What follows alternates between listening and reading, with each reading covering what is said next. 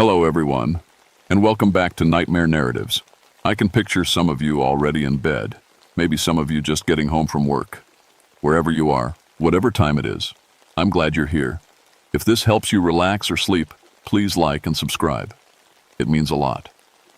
Now let's get you comfortable, and I'll tell you tonight's story. My name is Jonathan Blackwater, but everyone calls me John. I've been a park ranger for 11 years now, working in the New River Gorge in West Virginia. Before this job, I fixed radar systems in the Air Force. Now I take care of all the electronic stuff, radios, GPS units, emergency beacons. It's good work, and I'm good at it. The gorge is a special place. It cuts through the mountains like a giant scar, 1,000 feet deep in some spots. The New River runs at the bottom, white water crashing over rocks that have been there since before people walked this land. Old growth trees cover the rim, and when you look down from places like Endless Wall Trail, it takes your breath away. I grew up about an hour north in Point Pleasant. My grandmother was Cherokee, and she used to tell me stories about this area. She called it a thin place. Somewhere the world was different, where things could cross over that shouldn't. I never believed those stories. I'm a man of science, electronics, radio waves, things you can measure and understand. That changed in November of 1994. It started with the emergency calls. 3 car accidents in 2 weeks on Route 19, all near the gorge entrance. Drivers said the same thing. A huge bird flew at their windshield, red eyes glowing. They swerved, crashed. Nobody died, thank God, but the stories were strange. Birds don't have red eyes. Not like that. My boss asked me to check it out. Probably some kind of interference with the radio towers, he said. You know, messing with people's vision or something. I drove out on a Thursday morning. The weather was weird. Too warm for November, with thick clouds building up. We'd been getting reports of strange lights in the sky, aurora-type stuff way too far south. The electromagnetic readings were all over the place. I parked at the trailhead and started hiking. The first thing I noticed was the quaws. No birds. None. In 11 years of working these mountains, I'd never heard silence like that. Even my radio was acting up, crackling with static every few minutes. About a mile in, I found the first sign something was wrong. My GPS unit died. Just went black. Brand new batteries. Worked fine that morning. I tried my backup radio. Nothing but static with this high-pitched whine that made my ears ring. That's when I saw the trees. Near the cliff edge, a dozen old oaks had lost all their leaves overnight. Not fallen leaves on the ground. Gone. Like something had stripped them clean. The bark was pale, almost white, like the life had been sucked right out. I took pictures with my camera. When I got them developed later, every single photo was black. The film had been somehow wiped clean. I should have left then. Should have called for backup, filed a report, let someone else figure it out. But I've always been stubborn. My Cherokee blood, my grandmother used to say. Too proud to back down from a mystery. So I kept walking. The trail follows the cliff edge for about 3 miles. Amazing views on a normal day. But that day felt wrong. The air was too still. My skin tingled like before a lightning storm, but the clouds weren't that kind of dark. Around the 2-mile mark, I found the campsite. Someone had been there recently. The fire pit still had warm ashes. But whoever it was had left in a hurry.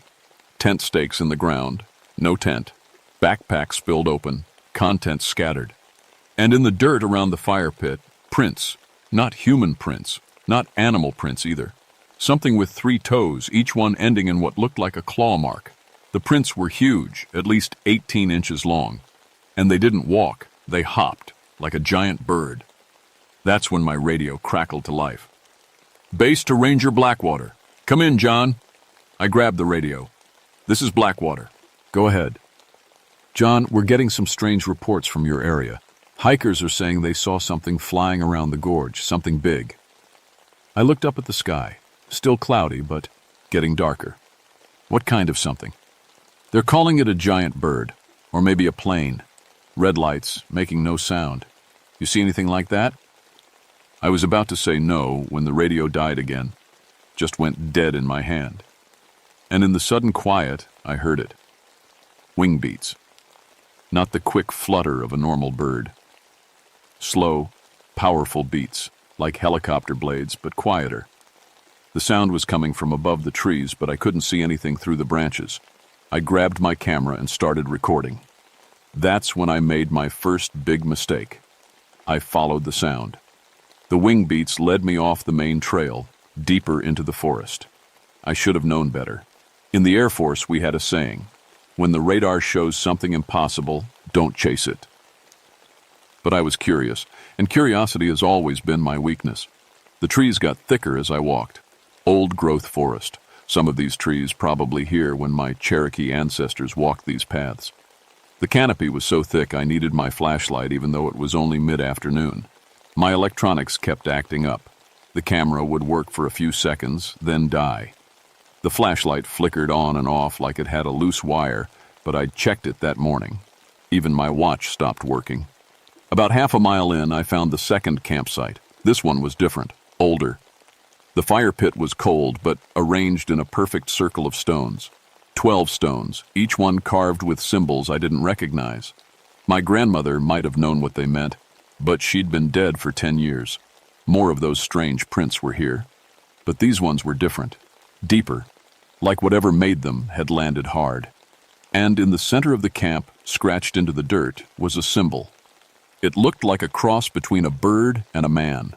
Wings spread wide, but with human legs. At the top, 2 circles that could have been eyes. Someone had drawn it, carefully, using a stick or maybe a claw. I was taking pictures of the symbol when I heard the scream. It wasn't human, wasn't animal either. It was something in between, like a hawk's cry mixed with a person yelling. The sound echoed off the cliff walls, bouncing back and forth until I couldn't tell where it came from. Then silence. I waited, listening. My heart was beating so loud I was sure whatever made that sound could hear it. Minutes passed. Nothing. I was about to head back to the trail when I heard Tom calling my name. Tom Brennan was another ranger, worked the northern section of the park. Good man, experienced hiker. We'd worked together on rescue operations before. John, where are you?" His voice was coming from deeper in the forest. That was strange. Tom knew these woods, knew to stay on the marked trails. "Tom? I'm here?" I called back. "John, you need to see this. Come toward my voice." Something felt wrong about the way he sounded. Tom was usually calm, professional. Now his voice was excited, almost frantic. I followed his calls deeper into the woods. The trees were so thick now I could barely see 5 feet ahead. My flashlight beam seemed weaker, like the darkness was swallowing the light. "Tom, keep talking so I can find you." "Over here, John. Hurry." I pushed through a stand of pine trees and found myself in a small clearing. Tom was there, but he was standing with his back to me, perfectly still. "Tom?" He didn't answer, didn't move. I walked around to face him, and my blood went cold. It was Tom's body, but his eyes were wrong, completely black, no whites at all. And he was smiling, but not a human smile, too wide, showing too many teeth. "John," he said, but the voice didn't come from his mouth. It came from above, from the trees. I looked up and saw it. At first, my brain couldn't process what I was seeing. It was perched on a thick branchie, only about 20 feet up, man-shaped, but wrong. Too tall, maybe 8 feet. Arms that were also wings, covered in dark feathers. Legs like a person, but ending in claws that gripped the branch. And the eyes. 2 red circles glowing like hot coals. They were looking right at me. "John," it said again, using Tom's voice. "Don't be afraid." I ran. I crashed through the forest, branches whipping at my face, roots trying to trip me. Behind me, I could hear those slow wing beats keeping pace. Not chasing, just following. When I finally made it back to the main trail, I was bleeding from a dozen cuts. My radio was working again, crackling with voices. "Missing hiker on Endless Wall. Search and rescue, all units." Brennan's not responding. I grabbed the radio. "Base, this is Blackwater. I'm on Endless Wall Trail, heading back to parking. John, thank God. We've been trying to reach you for hours. Tom Brennan went looking for you and never came back. Did you see him? I looked back at the forest. The wing beats had stopped, but I could feel those red eyes still watching. No, I lied. I never saw Tom. But I knew he was still back there in that clearing, standing perfectly still, wearing that terrible smile. We found Tom's body 2 days later, about a mile from where I'd seen the other thing. Official cause of death was a heart attack, but Tom was 32 years old, in perfect health. And his eyes were normal when we found him. I never told anyone what I really saw. Who would believe me? A giant bird man that could mimic voices? Tom standing there with black eyes and too many teeth? But I started researching. Cherokee legends, local folklore, newspaper reports. What I found made me wish I'd stayed ignorant. People had been seeing things in these mountains for decades. Always the same description: red eyes, giant wings, man-shaped but not human. The Cherokee called it Thunderbird's warning. It appeared before disasters, before people died.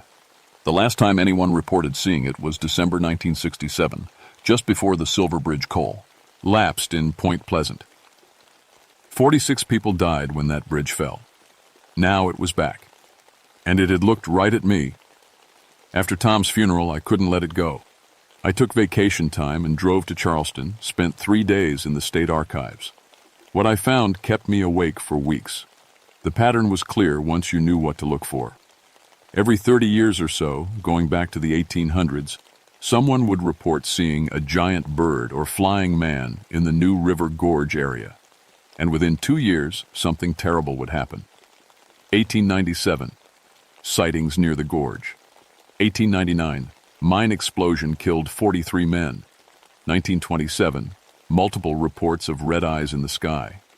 1928, flash flood wiped out 2 towns. 1937, photographer claimed to capture image of winged humanoid. Photo was too blurry to prove anything. 1939, munitions plant explosion killed 18 workers. 1967, the Silver Bridge reports I already knew about. And now 1994, which meant I had until 1996, maybe 1997, to figure out what disaster was coming. I wasn't the only one who'd noticed. Dr. Sarah Martinez from West Virginia University had been studying electromagnetic anomalies in the region for her geology research. When I contacted her, she agreed to meet. The readings had been off the charts, she told me over coffee in a diner near campus. Magnetic field fluctuations, unusual aurora activity, even minor seismic events. Something's destabilizing the local environment. I decided to trust her, told her everything. Tom, the creature, the historical pattern. I expected her to laugh or call me crazy. Instead, she pulled out a folder full of data sheets. Your dates match perfectly with my electromagnetic readings, she said. Every time there's been a major disaster in this region, the magnetic field goes wild for months beforehand. John, I think you saw something that exists partially outside our normal space-time. A being that can sense future events because it experiences time differently. We formed a plan. Sarah would bring her sensitive equipment to the gorge. We'd try to track the electromagnetic signatures, maybe predict when and where the creature would appear next. 2 weeks later, we were back on Endless Wall Trail with enough electronic gear to stock a small laboratory. Sarah's equipment immediately started picking up anomalies. Look at this, she said, pointing to her tablet screen. The magnetic field is fluctuating in a perfect spiral pattern, centered somewhere deeper in the forest. It's like something is bending space itself. We followed the readings off-trail, Sarah watching her instruments while I kept lookout. The deeper we went, the stranger things became. Trees grew in impossible directions, bent at angles that should have killed them. The ground felt soft under our feet, like walking on a trampoline. And then Sarah's equipment died. All of it at the same time. That's not possible, she whispered. These devices are hardened against electromagnetic interference. That's when we heard the voice. Not Tom's voice this time. A woman's voice, calling from somewhere ahead of us. Help me! Please! Someone help me! We looked at each other. The smart thing would have been to leave, get back up, come back with a full team. But that voice sounded so desperate, so afraid. "Stay close to me," I told Sarah. We pushed through the undergrowth toward the sound. We found her in another clearing, similar to where I'd seen the Tom thing. A young woman, maybe 25, wearing hiking clothes. She was sitting on a fallen log, crying. "Thank God," she said when she saw us. "I've been lost for hours. My friends went ahead on the trail and I can't find them." Something was wrong. Her clothes were clean. No tears, no dirt, and she wasn't wearing a backpack or carrying water. No one hikes these trails without supplies. "What's your name?" I asked. Jenny Walsh. We're from Ohio, just here for the weekend." I pulled out my radio. Still dead. B. But I noticed something else. My watch was running backward. The hands were moving counterclockwise. "Sarah," I whispered, "we need to go. Now." But Sarah was staring at her tablet. Somehow it had come back to life, and the screen was showing impossible readings. "John, the electromagnetic field here is so intense it's actually warping time. Look at these measurements. We're experiencing temporal displacement." That's when Jenny stood up, when she smiled. It was the same smile Tom had worn in the forest, too wide, showing too many teeth. "Don't leave yet," she said. But the voice came from above us, from the trees. I looked up and saw it again. The creature, perched on a branch directly overhead, red eyes glowing in the dim light filtering through the canopy. "I've been waiting for you, John Blackwater," it said, still using Jenny's voice. Sarah screamed.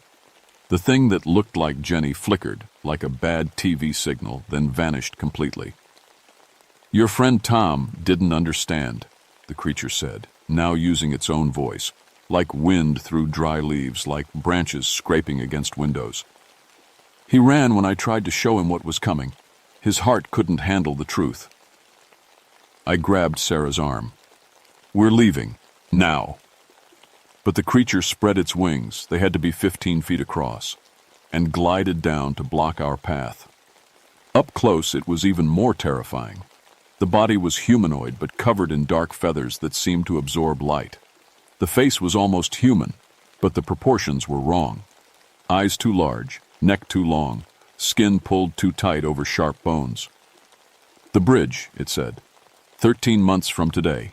December 15th, 1995. During the Christmas festival, when the bridge is crowded with families. Images flooded my mind. Not words or pictures, but direct knowledge somehow transferred from the creature's consciousness to mine. I saw the New River G, Orge Bridge, the steel arch that carried thousands of cars across the canyon every day. I saw hairline cracks in the support cables, metal fatigue from decades of wind and weather. I saw those cracks spreading, growing, until...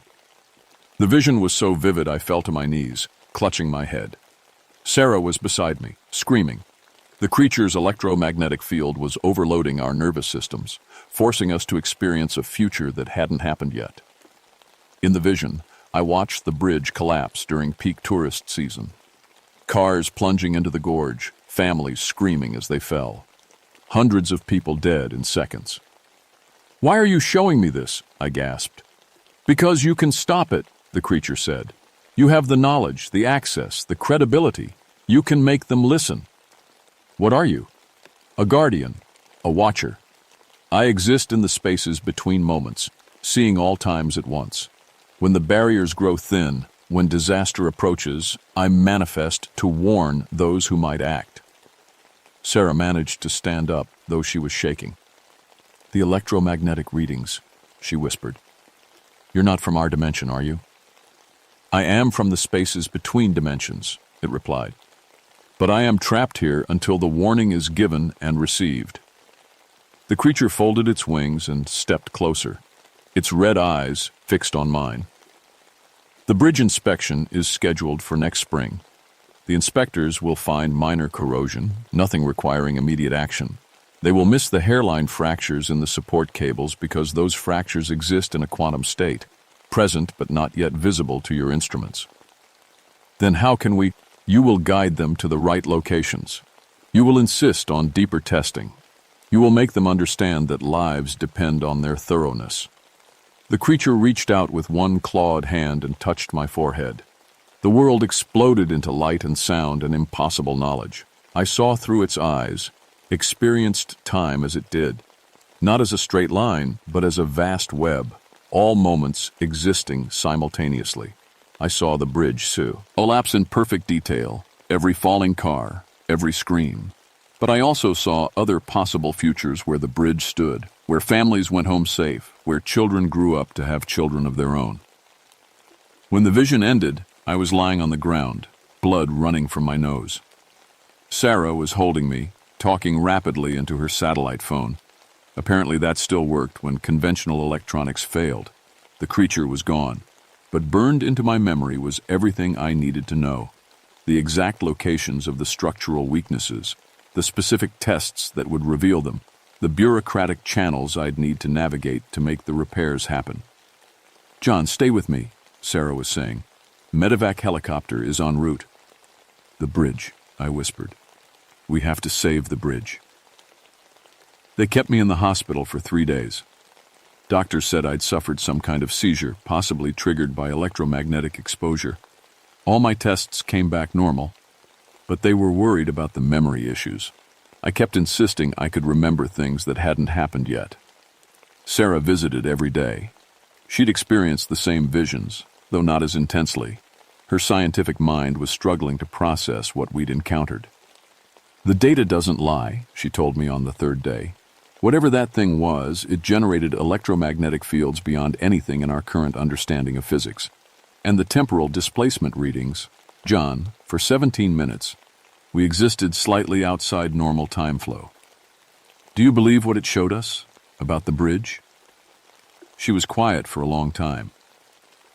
"I've run computer simulations based on the structural details from your vision. If those hairline fractures exist where you say they do, and if they propagate along the stress vectors you described, yes, the bridge could collapse under holiday traffic loads." The problem was convents, Singh, anyone else. Bridge inspections were scheduled annually, handled by state engineers who'd been doing this work for decades. Why would they listen to a park ranger claiming to have prophetic visions from a supernatural creature? I started with my supervisor, Ranger Captain Mike Henderson, 20-year veteran, practical man who trusted facts over feelings. "John, you've been through a traumatic experience," he said, leaning back in his chair. "Losing Tom, getting lost in the woods, some kind of medical episode. Maybe you should take more time off." "Mike, I need you to listen to me. Really listen.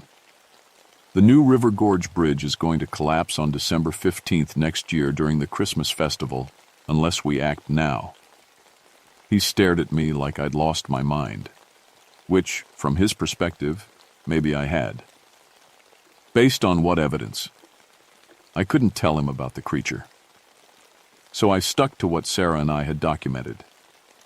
Electromagnetic anomalies in the area suggest possible structural instabilities in the bridge supports. We need to request an emergency inspection focusing on the main cables and anchor points. "John, Mike, what if I'm right? What if there's even a 1% chance I'm right? How many people cross that bridge during the Christmas festival?" That got his attention. Mike had kids, grandkids.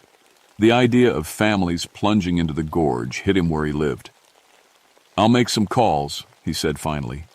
"But John, if this turns out to be some kind of breakdown, you're looking at mandatory psych leave." The state engineers agreed to an emergency inspection, scheduled for February 1995. Dr. Martinez provided the technical justification. Her electromagnetic studies suggested possible metal fatigue in the bridge structure. It wasn't the full truth, but it was enough to get official attention. Winter was hard. I couldn't sleep, couldn't eat properly. Every night I dreamed of falling cars and screaming families. The visions the creature had given me were too vivid, too detailed. I knew the names of people who would die, could see their faces as Kitosaurus, literally as if I'd met them. Sarah and I returned to the gorge several times, hoping to encounter the creature again.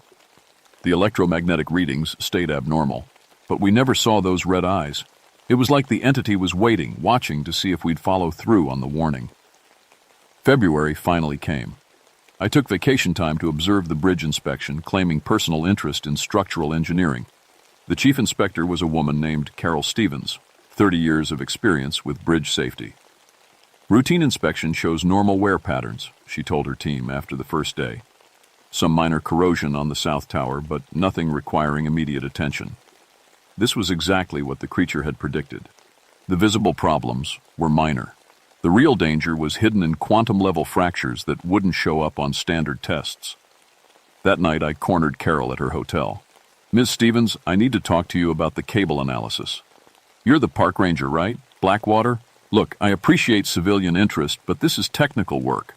The hairline fractures in cables 7, 12, and 18. You need to run stress analysis on those specific points." She stopped walking. "What fractures?"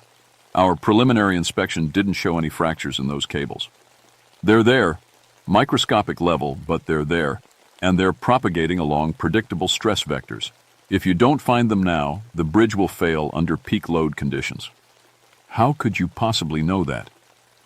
I couldn't tell her about supernatural visions, but I could give her the technical details the creature had burned into my memory. "Run ultrasonic testing on cable 7, 47 feet from the south anchor point. Cable 12, 31 feet from the north anchor.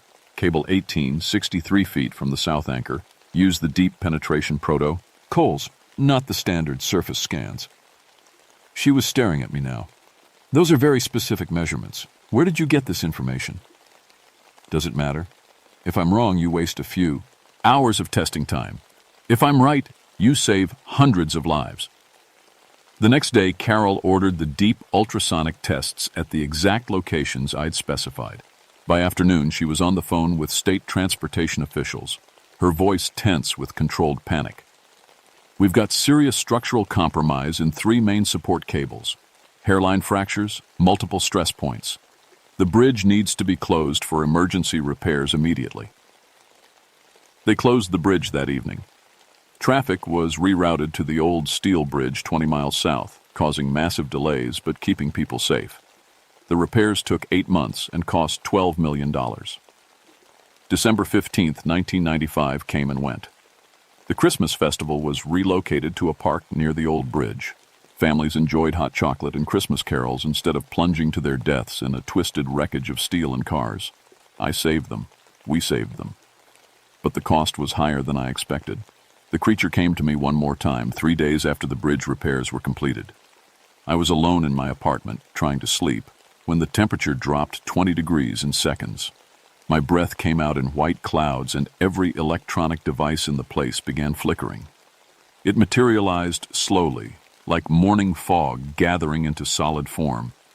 Same red eyes, same impossible wingspan, but somehow different, less threatening, more grateful. "The warning has been received," it said, its voice like wind through autumn leaves. "The future has changed. The bridge stands. The families live." "Is it over?" I asked. "For now.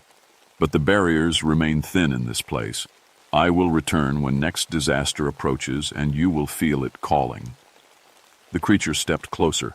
When it touched my forehead, I felt the same explosion of temporal awareness, but gentler this time, more controlled. "You have been changed by contact with spaces between moments," it said. "You will sense coming disasters before they manifest. This is both gift and burden. I don't want it. Few do. But having received the knowledge, you cannot unknow it. Use it wisely."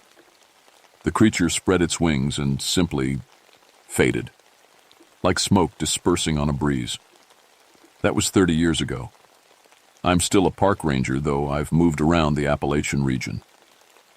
Wherever electromagnetic anomalies spike, wherever the barriers between dimensions grow thin, I find myself transferred to a new position. Sometimes I think the Park Service has a file on me. The ranger who has an unusual knack for predicting structural failures and natural disasters. I've prevented 6 major catastrophes since the bridge. A dam collapse in Tennessee, a landslide in North Carolina, a gas line explosion in Kentucky. Each time, I get the same electromagnetic headaches, the same impossible visions. Each time, I find a way to make officials listen without mentioning the supernatural source of my information. Dr. Martinez stayed in touch until she passed away last year. Cancer, the doctor said, but I sometimes wonder if prolonged exposure to interdimensional entities took a toll on her cellular structure. She published several papers on electromagnetic anomalies in Appalachian geology, becoming a respected expert in the field. She never mentioned our encounter with the creature, but she always answered when I called with concerns about unusual readings. The Mothman, that's what the internet calls creatures like the one I met, still appears throughout the region. Other rangers report sightings, always followed by some preventable disaster. We've formed an unofficial network, sharing information through encrypted communications. The public doesn't need to know about the supernatural early warning system protecting them. My Cherokee grandmother was right about thin places. There are locations where the normal rules don't apply, where entities from other dimensions can cross over. Usually, they're just watching, observing. But sometimes when human lives hang in the balance, they intervene. Most people see the red eyes and run. They think it's a monster, a harbinger of death. They don't understand it's actually trying to save them. I'm retiring next month, 65 years old, arthritis in my knees, and the electromagnetic sensitivity is getting worse. Each vision leaves me bedridden for days afterward, but I've trained 3 younger rangers in what to watch for, the signs that reality is getting ready to crack. Last week, my replacement called from the New River Gorge. "John, we're getting some strange electromagnetic readings near Endless Wall Trail. The wildlife is acting weird, and hikers are reporting red lights in the sky." I drove down from my cabin in Virginia. The readings were unmistakable. Something big is coming, something that will require intervention. I'm too old now, too fragile to handle direct contact with interdimensional entities. But my replacement is young, smart, has a background in electronics like I did. When he sees those red eyes watching from the darkness, I hope he'll remember what I taught him. Don't run. Listen. The monsters we fear are often trying to save us. The Mothman is still out there, still watching, still warning. Somewhere in the mountains of Appalachia, red eyes are scanning possible futures, looking for the disasters they can help us prevent. And when you see those eyes looking back at you from the edge of the forest, don't scream. Don't flee. Pay attention to what they're trying to tell you. Your life might depend on it.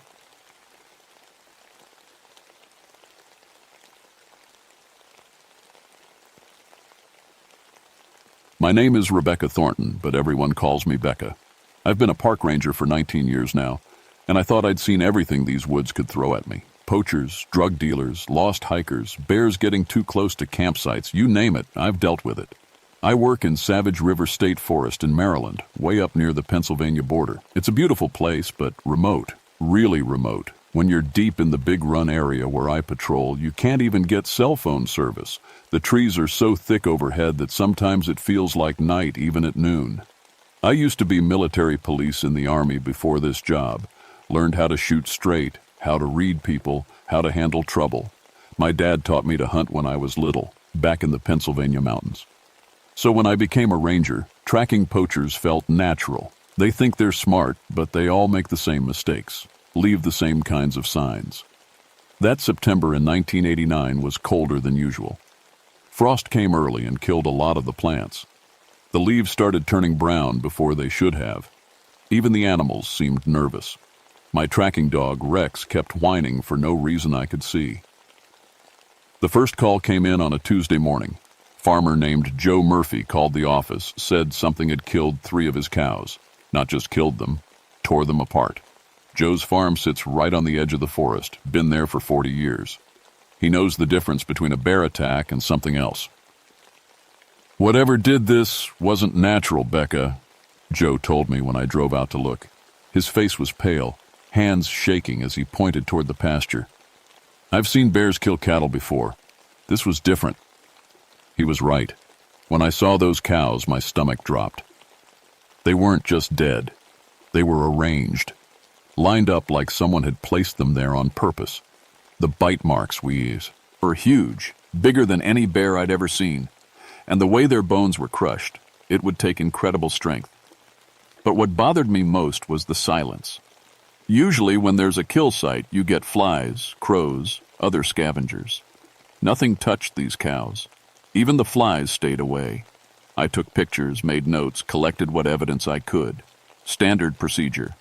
Rex wouldn't go near the carcasses. He's a German shepherd, trained for tracking, brave as they come. But he cowered behind my truck the whole time. Probably just a really big bear, I told Joe, but I didn't believe it myself. I'll set up some trail cameras, see what we're dealing with. That night I couldn't sleep. Kept thinking about those cows, about the way they were arranged, about Rex's behavior. In 19 years of ranger work, I'd never seen anything like it. I called my supervisor the next morning. Tom, I need backup on this cattle kill. Something's not right. What do you mean, not right?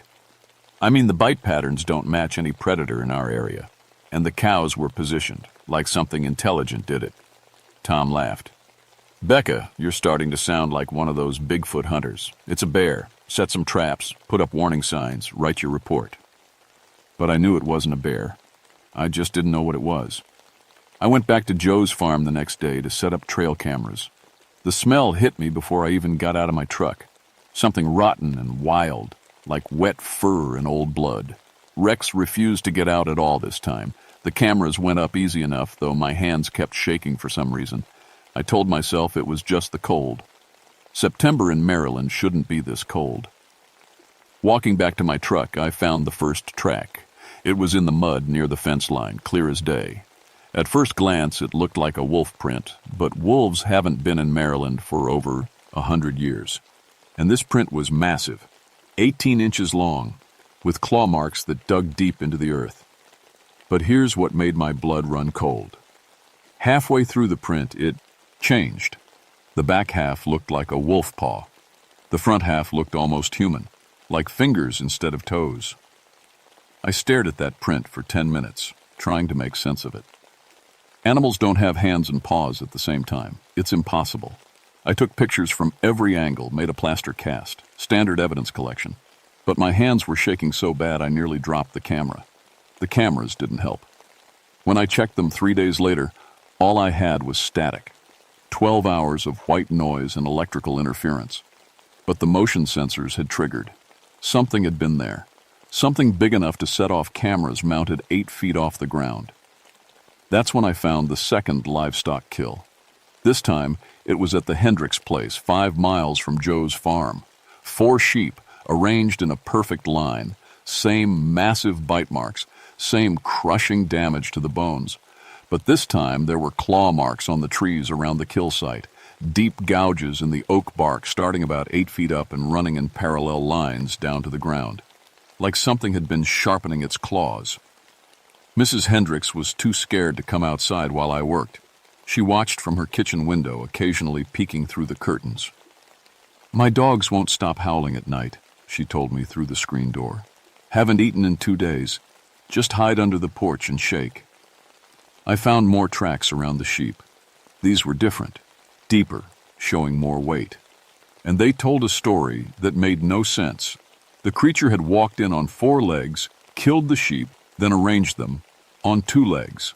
The stride length changed right in the middle of the tracks. No animal changes from quadruped to biped. It doesn't happen. I called the state police that evening. I need a wildlife expert to look at some evidence. Something's killing livestock in a pattern I can't identify. Detective Martinez came out the next morning. Good cop, worked with me on poaching cases before. But when I showed him the tracks, the photos, the claw marks on the trees, his face went white. Becca, what the hell are we dealing with here? I don't know, but it's smart, it's territorial, and it's getting bolder. We found the 3rd kill site that afternoon. This time it wasn't livestock. 2 poachers had been working the area, probably hunting deer out of season. We found their camp first. Expensive equipment scattered everywhere, high-powered rifles snapped in half like twigs. Their truck had been flipped over. We found the bodies 50 yards away. I've seen a lot of death in my time, military and civilian, but this was different. These men had been killed by something with incredible strength and intelligence. Their skulls were crushed, but their bodies were positioned carefully, deliberately, like a warning. Martinez threw up behind a tree. I don't blame him. But what got to me wasn't just the bodies. It was the tracks around them. The same changing prints, paw to hand, 4 legs to 2. And scratched into the dirt beside each body was the same symbol, 3 parallel lines with a circle around them. No animal makes symbols. That night I sat in my cabin with Rex and tried to make sense of what I'd seen. 3 kill sites, escalating violence, impossible tracks, symbolic markings. Rex kept growling at the windows, fur standing up on his neck. He could smell something I couldn't. Something was out there in the darkness, watching, waiting. And I had the terrible feeling it was watching me. The FBI showed up 2 days later.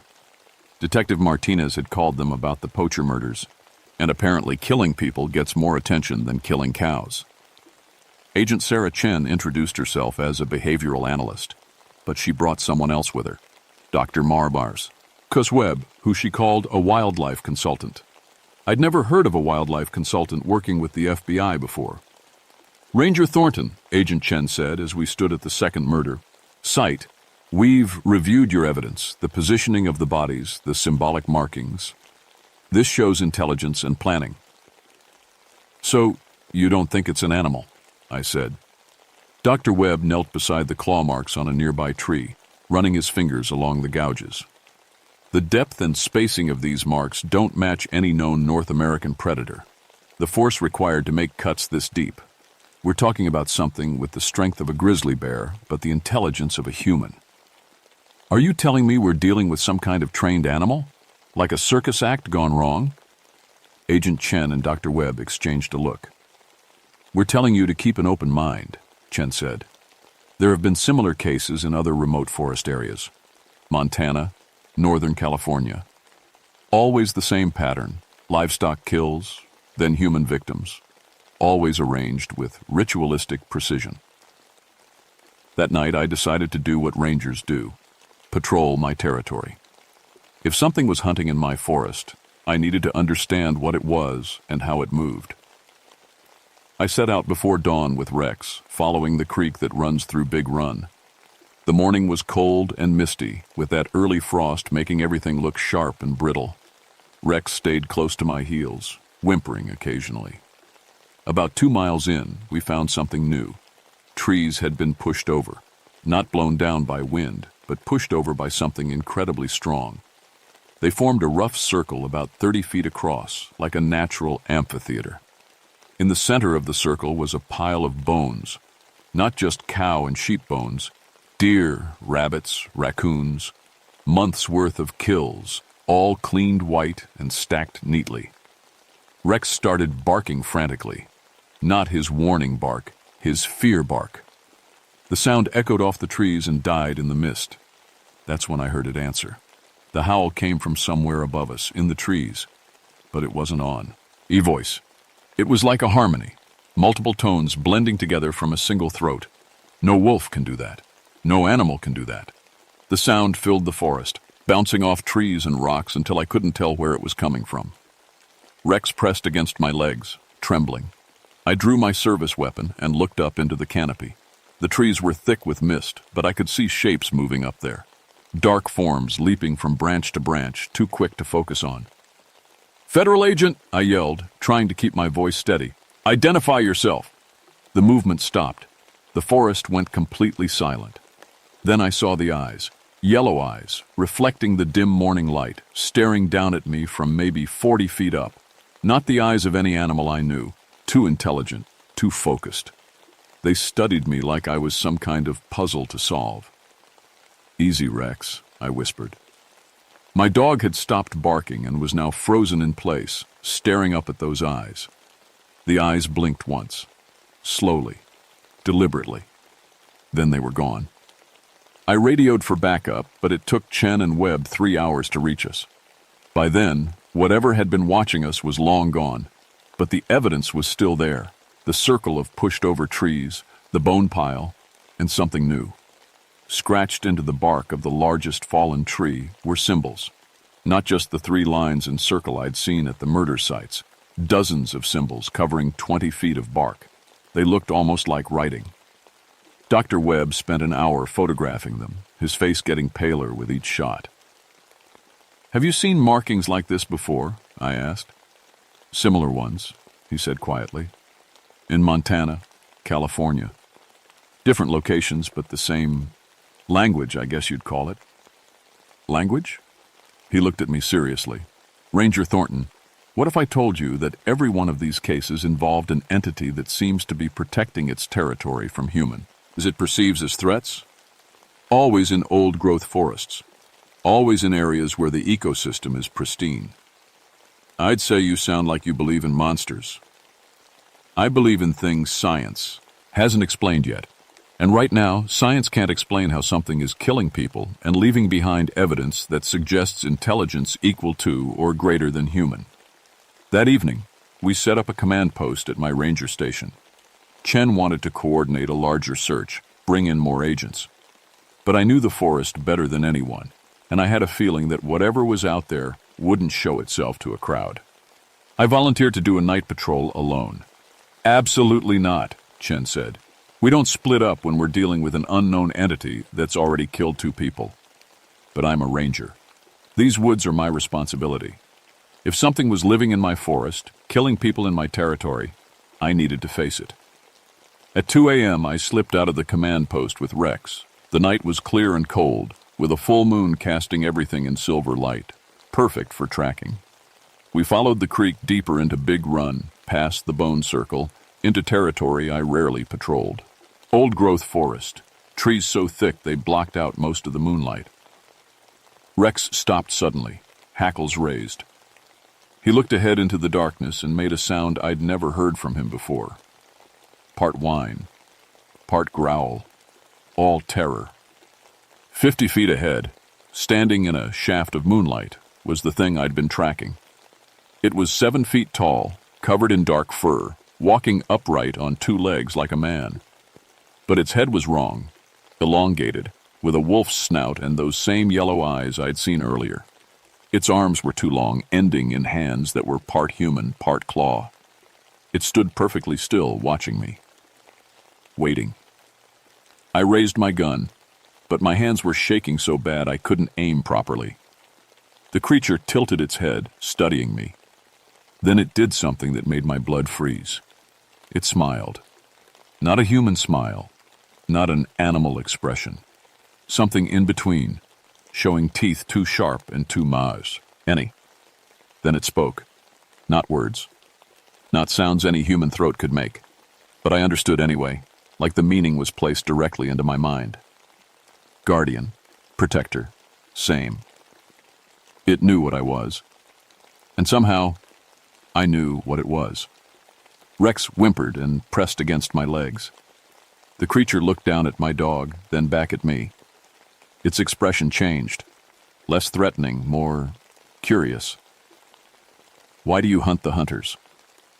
The question formed in my mind without sound. I found myself answering without speaking. Because they hurt things that can't protect themselves. The creature nodded slowly.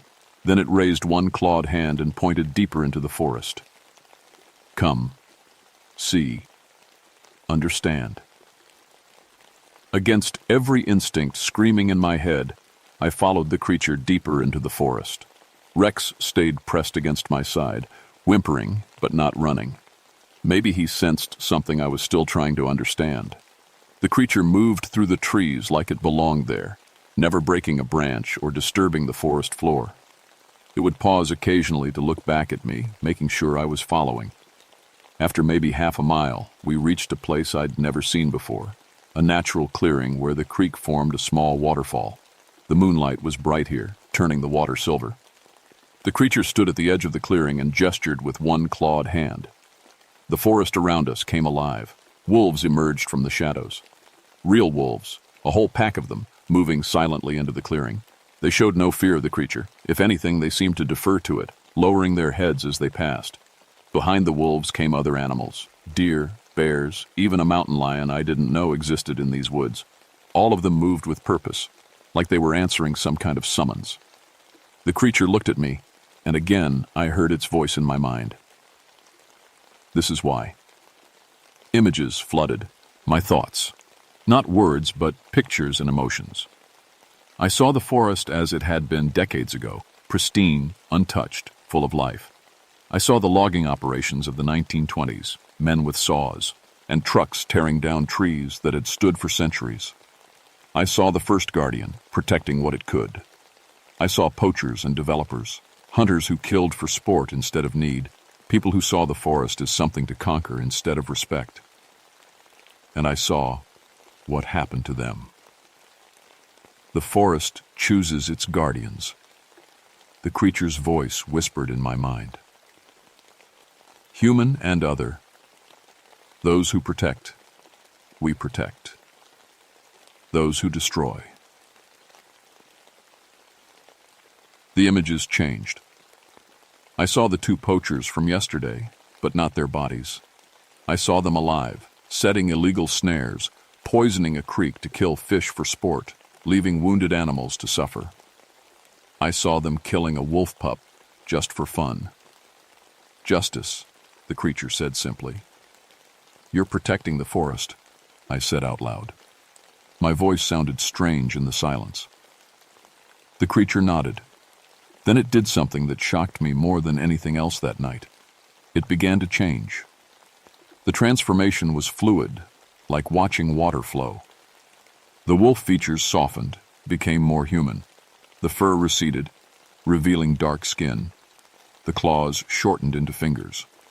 Within moments, a man stood before me, tall, dark-haired, wearing simple clothes that seemed to be made from animal hide. I can take many forms, he said in a normal human voice, but this is easier for talking. Rex stopped whimpering and actually took a step forward, tail wagging cautiously. You're human? I was once, long ago. The forest called to me, as it calls to all its guardians. Some answer by becoming rangers, forest service, people who protect with human laws. Others, he gestured to himself. Others become something more. The logging accidents in the 1920s, that was you? My predecessor. Each generation, the forest chooses someone new, someone who loves it enough to become part of it. I felt something shift inside me, like a door opening in my mind. You're off, airing me a choice. The FBI agents will bring more people.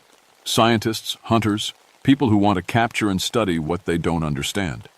They'll turn this place into a laboratory, drive out the animals, cut down trees to build facilities. I could see it happening. The quiet, ancient peace of Big Run destroyed by curiosity and fear. But there's another way, the Guardian continued. You know these woods. You already protect them. You could do more. Become like you. Become what the forest needs you to be. The pack of wolves had formed a circle around us. They watched silently, like they understood what was being offered. What about the people? Agent Chen, Dr. Webb, they're just doing their jobs. Are they? He gestured, and the air shimmered. Suddenly we could see the command post at my ranger station, but not as I'd left it. There were more vehicles now, more people. I could see Chen on a radio calling for backup. They're bringing a full team, the Guardian said. Tranquilizer guns, nets, tracking equipment. They want to capture me, study me, put me in a cage. In the vision, I could see Dr. Webb setting up some kind of electronic device, not just for studying, for hunting. And when they're done studying me, the Guardian continued, they'll want to find others. Turn the search into a career, write books, make documentaries, bring tourists. I thought about what that would mean for Big Run.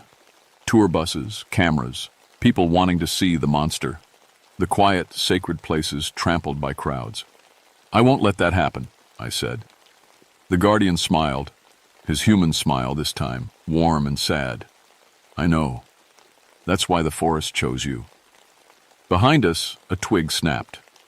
We turned to see Agent Chen and Dr. Webb emerging from the tree line, both carrying tranquilizer rifles. Step away from it, Ranger Thornton, Chen shouted. That thing is extremely dangerous. Rex started barking, but not at the Guardian, at the federal agents. The Guardian looked at me one last time. Choose quickly, Becca. Guardian to Guardian. Chen raised her rifle. It's Some kind of hybrid, Thornton. Probably escaped from a lab somewhere. We need it alive for study. In that moment, I understood everything. The forest, the guardian. My role in protecting something sacred from people who saw it only as a specimen to catalog.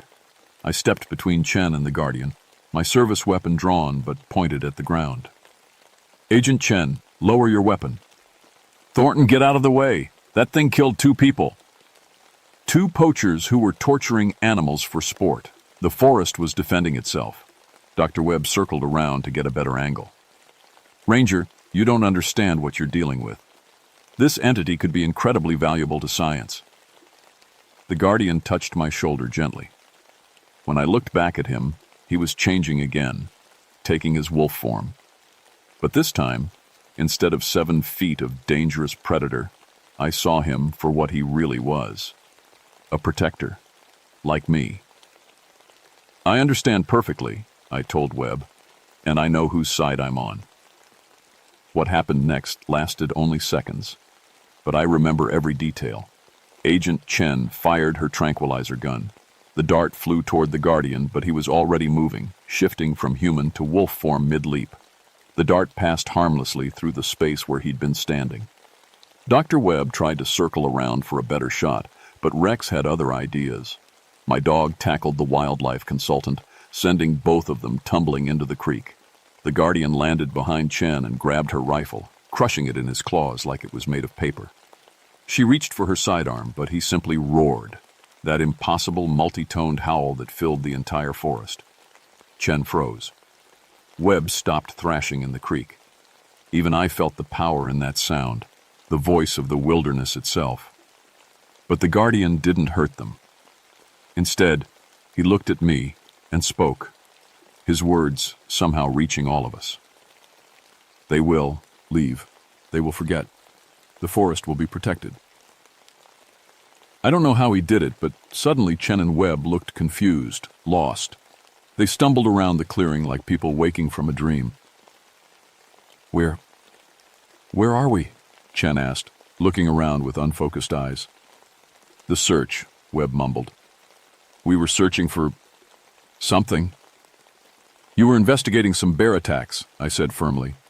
But the bear moved on. Case closed. They nodded, though they still seemed confused. Within an hour, they'd packed up their equipment and left. Their memories somehow changed to remember a routine investigation that found nothing unusual. But I remembered everything. The guardian and I spent the rest of that night talking. He told me about the forest's history, about the network of guardians in other wild places, about the balance between human needs and nature's rights. You don't have to become what I am, he said as dawn approached. But you'll be different now, more connected to this place, more able to sense threats to it. He was right. Over the following weeks, I found that I could feel the forest's moods, sense when poachers entered the territory, communicate with animals in ways I'd never been able to before. Rex and I became a more effective team than ever. The poaching incident stopped completely.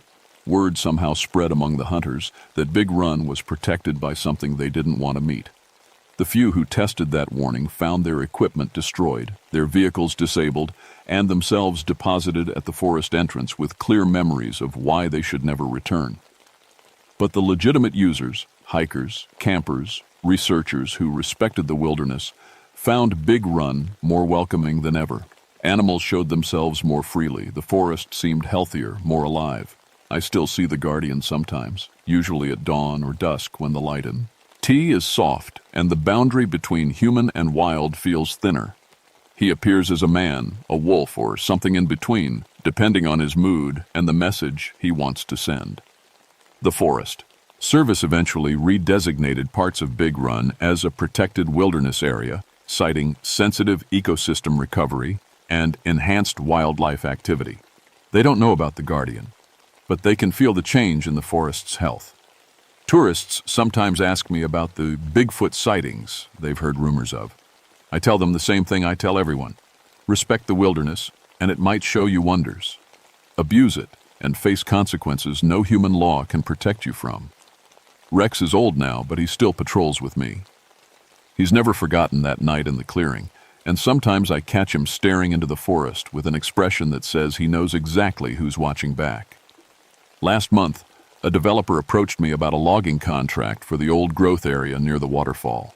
I smiled and told him I'd pass along his proposal to the appropriate authority. That night, his surveying equipment was found arranged in a perfect circle, crushed flat. The 3 parallel lines and circle symbol was carved into a nearby tree. He decided to look for timber rights somewhere else. The forest has its guardians, human and otherwise, and some threats require more than badges and paperwork to handle. But mostly, Big Run is peaceful now. The way it's supposed to be. The way it will stay, as long as people like me are willing to stand between the sacred and those who would destroy it.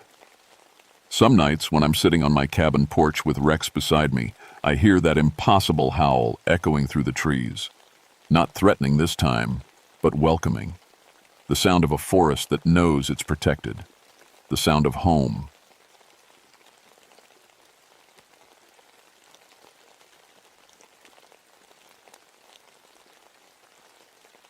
My name is Sam Hatfield, and I've been a park ranger for 22 years. I know what you're thinking when you hear my last name. Yes, I'm one of those Hatfields. My great-great-grandfather rode with devil ants during the feud. Growing up, I heard all the stories about the killing and the hate that went on for decades in these mountains, but I always figured they were just stories. I work the Hatfield-McCoy Trail System on the West Virginia-Kentucky border. It's beautiful country, thick forests, deep valleys, and old mountains that have seen more history than most places on Earth. I started as a fire lookout when I was 24 and worked my way up through every department. Now I specialize in what we call cultural resource management. Basically, I help preserve the history of these mountains and teach people about what happened here. The area I patrol is called Bear Wallow, a series of narrow valleys and hollers that wind between steep ridges. Most folks avoid it. There are abandoned coal mines up there, old homesteads falling down, and graves that haven't been tended in 100 years. The locals still remember the feud, and trust doesn't come easy in these parts. April 1991 was when it all started. We had this fog roll in that just wouldn't lift, day after day, thick as cotton, hanging in the valleys like it was glued there. You couldn't see 10 feet in front of you most days. Weather Service said it was unusual, but not impossible. I figured it would blow through like everything else. Then the hikers started reporting strange things. First was a family from Ohio who came to walk the historical trail. They made it about 3 miles in before they turned around. The father came to my station shaking his head, said they saw people watching them from the old cabin ruins. When I asked him to describe these people, he got real quiet. They didn't have eyes, he said. Just hollow places where eyes should be.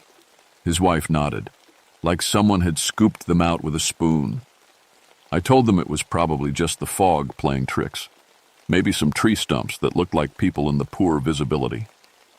They didn't seem convinced, but they thanked me and left. 2 days later, a Civil War reenactment group that comes through every spring called to cancel. The leader, a man named Jim Morrison, who I'd worked with for 5 years, sounded embarrassed on the phone. Sam, I know this sounds crazy, but my boys won't camp up there. They're saying the place feels wrong, like something's watching them all the time. These were grown men who spent weekends pretending to fight battles. They weren't easily spooked. What exactly did they see? I asked. Figures in the trees, standing too still to be alive. And Sam, he paused. They said these figures looked like they were from the feud days. Old clothes, old rifles, but their faces... Let me guess. No eyes. That's right. How'd you know? I looked out my window at the fog hanging in the valley like a gray blanket. Lucky guess. That night, I sat in my cabin going through the historical records. The Hatfield-McCoy feud ran from roughly 1863 to 1891. 30 years of killing and revenge. The most violent period was right here in Bear Wallow, where my ancestor Devil Ants had his stronghold. Dozens of people died in these mountains. Many of the bodies were never found. My grandmother used to tell me stories about the hollow-eyed dead when I was little. She said they were the spirits of people who died with so much hate in their hearts that it burned out their eyes. They couldn't rest, couldn't move on, because the anger kept them tied to the earth. I always thought it was just a way to scare kids into behaving, but sitting there in my cabin with the fog pressing against the windows like as something trying to get in, those old stories didn't seem so silly anymore. I made a decision that night. Come morning, fog or no fog, I was going up to Bear Wallow to see what was really going on. The fog was so thick the next morning I had to use my compass just to find the trail. Everything was muffled and strange. Even my footsteps sounded wrong, like they were echoing off invisible walls. But I've hiked these mountains in all kinds of weather, and I wasn't about to let a little fog stop me from doing my job. The first thing I noticed was the silence. No birds singing, no squirrels chattering, no insects buzzing. Just my breathing and the soft crunch of leaves under my boots. In 22 years of ranging, I'd never heard the mountains this quiet. About a mile up the trail, I found the first sign that something was off. Footprints. They were in a patch of soft mud beside Grapevine Creek, clear as day despite the fog. But these weren't modern hiking boots or sneakers. They were bare feet, long and narrow, with distinct toe prints. What made them strange was that it had been freezing the past 3 nights. Who walks barefoot in weather cold enough to kill you? I knelt down for a closer look and felt my stomach drop. The prints were heading toward the ruins of the old Hatfield cabin, the one where Devil Anse was born. But more importantly, they were fresh. The mud was still soft around the edges. I followed the prints through the fog, moving slow and quiet like I was tracking a wounded animal. The trail led me up the ridge and through a stand of old-growth oak trees that had probably been here during the feud. Spanish moss hung from the branches like torn curtains, and everything dripped with moisture from the fog. That's when I saw the cabin. It had been falling down for decades. Roof caved in, walls tumbling, more like a pile of old logs than a building. But something was different. There were clothes hanging on a rope strung between 2 trees beside the ruins. Old-fashioned clothes, a long dress, men's work pants, a cotton shirt. The clothes we re-clean. They looked brand new. I walked closer, my hand resting on the radio clipped to my belt, though I knew it wouldn't work in this fog. The mountains created dead zones on a good day, and the weather made it worse. The clothes swayed slightly in a breeze I couldn't feel. As I got closer, I could see details that made my skin crawl. There were holes in the shirt, small, round holes with dark stains around the edges. Bullet holes. And the stains looked like blood. Fresh blood. A stick snapped behind me. I spun around, hand going to the pistol on my hip. "Hello? Anyone there?" The fog swallowed my voice. But I could feel something watching me. That prickly sensation between your shoulder blades when you know eyes are on you. "This is Park Service property," I called out. "If someone's there, you need to identify yourself."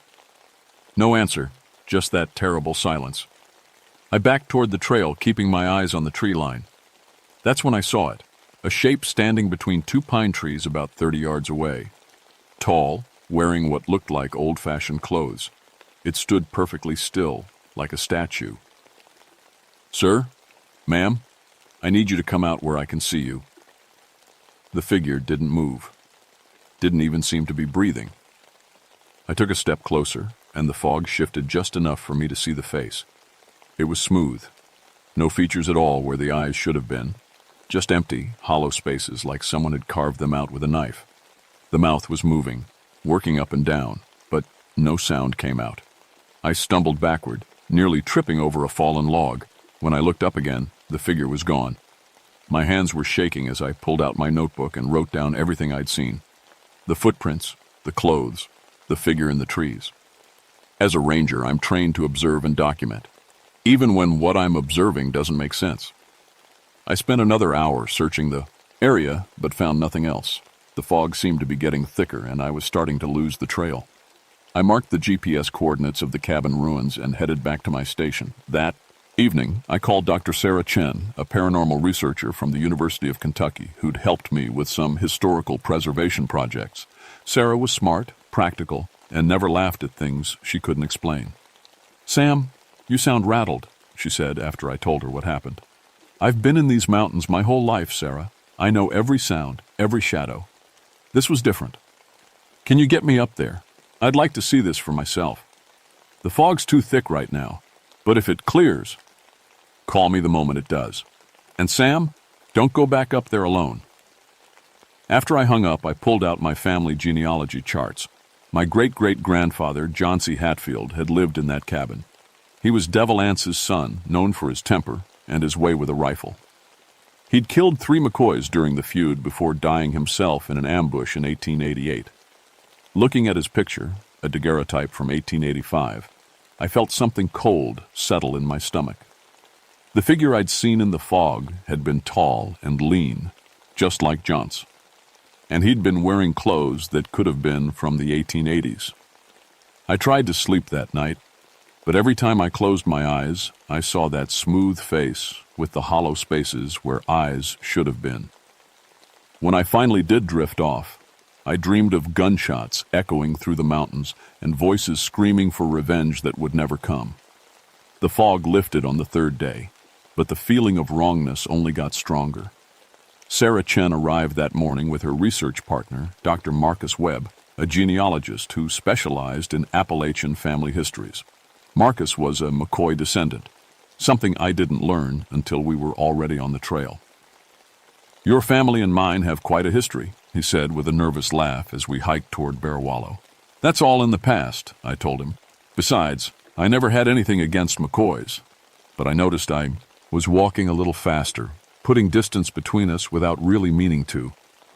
Something about being near a McCoy made my skin crawl, and I couldn't shake the feeling. The cabin ruins looked different in the clear morning light. The clothes were still hanging there, but now I could see they were rotting at the edges, falling apart like they'd been hanging there for decades. Sarah took photographs while Marcus examined the ground around the cabin. "These footprints are interesting," Marcus said, kneeling beside the same tracks I'd found. "The arch is too high for a modern foot. People wore different shoes in the 1800s, walked differently." Sarah looked up from her camera. "You think these are period authentic prints?" "Either that, or someone's gone to a lot of trouble to fake them." That's when we heard the gunshot. It cracked through the morning air like a whip, echoing off the ridge walls. We all froze, listening. In the distance I could hear voices, angry, shouting voices that seemed to come from everywhere at once. "Hunting season doesn't start for 6 months," I said, reaching for my radio. The voices got louder. I could make out words now. Murderer, revenge, blood for blood. They seemed to be coming from the direction of Grapevine Creek. "We need to investigate," I said. "Could be poachers." Sarah grabbed my arm. "Sam, listen to those voices. Really listen." I stopped and focused. The voices were angry, full of hate, but there was something wrong with them. They echoed strangely, like they were coming from inside a cave. And underneath the words, I could hear something else. A sound like wind through empty spaces. Marcus had gone pale. "Those voices, they sound like the recordings from the Historical Society, the old-timers who remembered the feud." Another gunshot, closer this time, then screaming. We followed the sound down toward the creek, oving carefully through the underbrush. The morning was bright and clear, but as we got closer to the water, the air started to feel thick and heavy, like a storm was coming.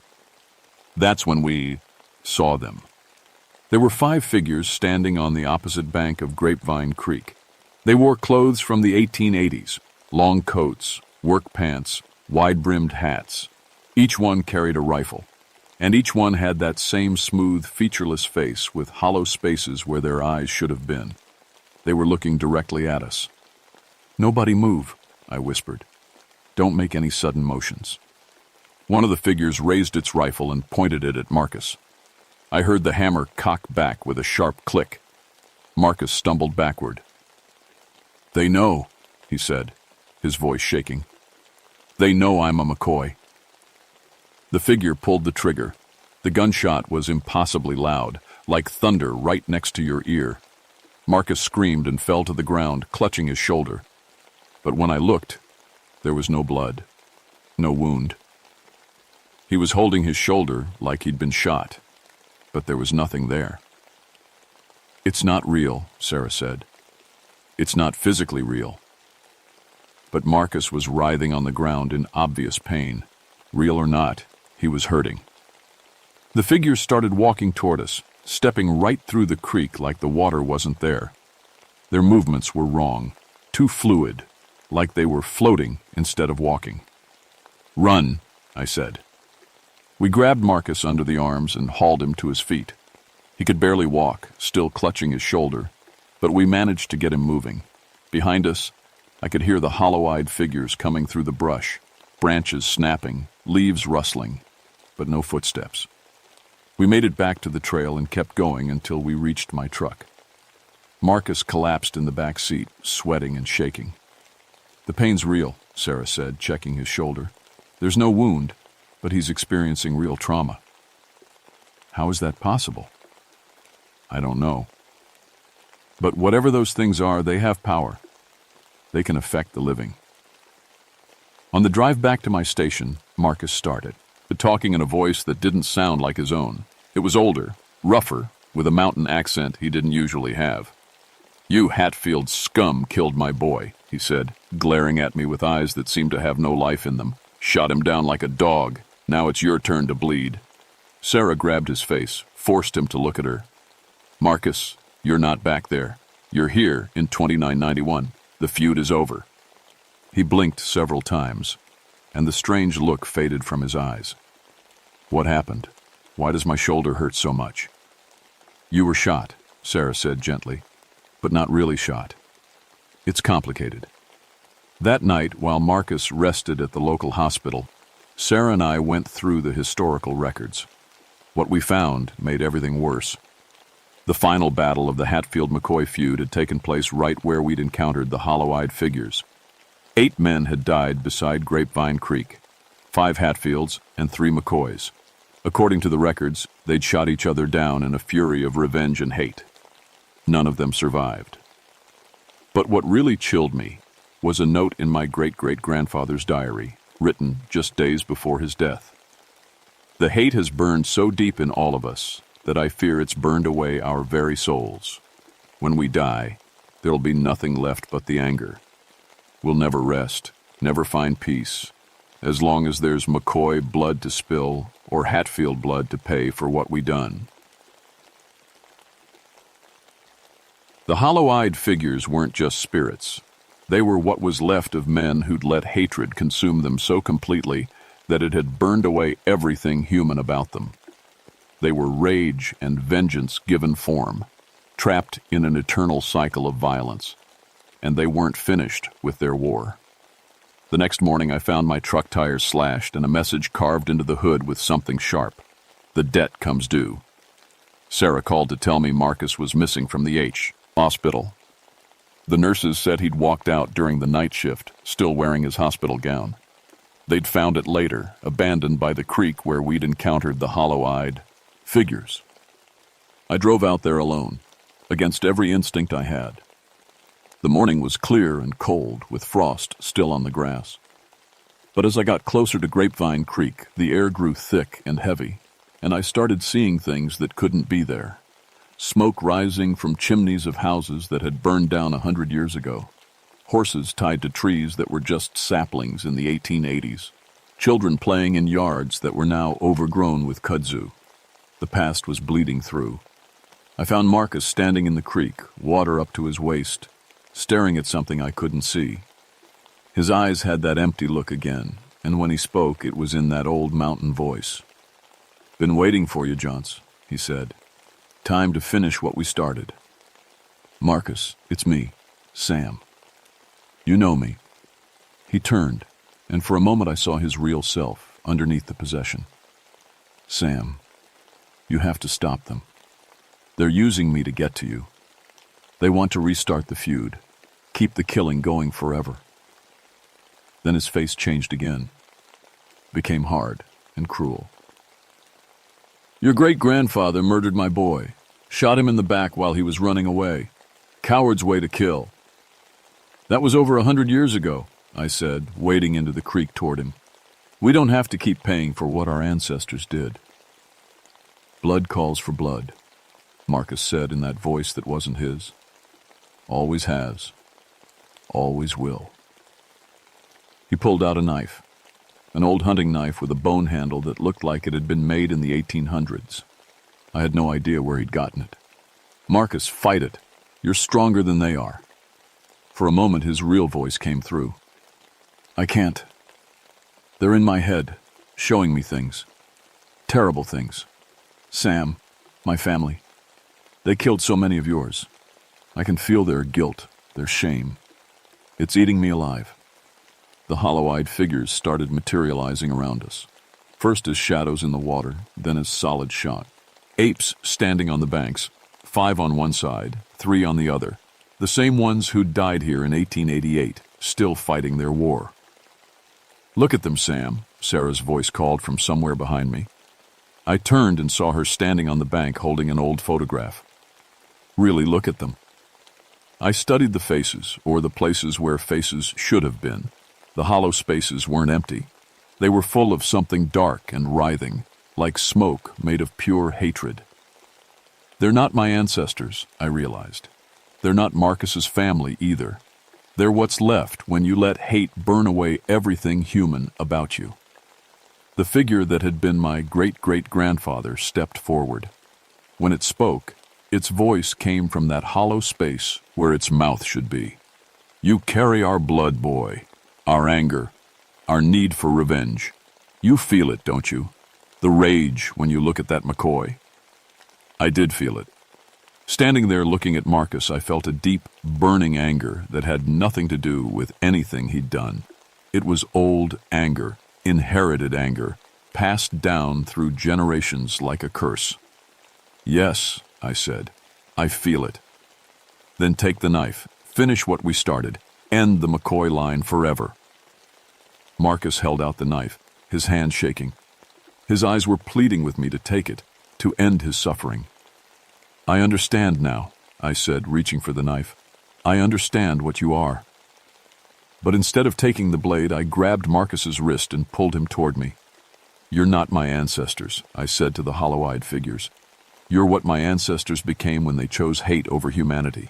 You're the worst parts of them, the parts that should have died with their bodies. The figures started moving toward us, raising their rifles. Marcus, I said, shaking him hard, remember who you are. Remember your real family, your wife, your daughter.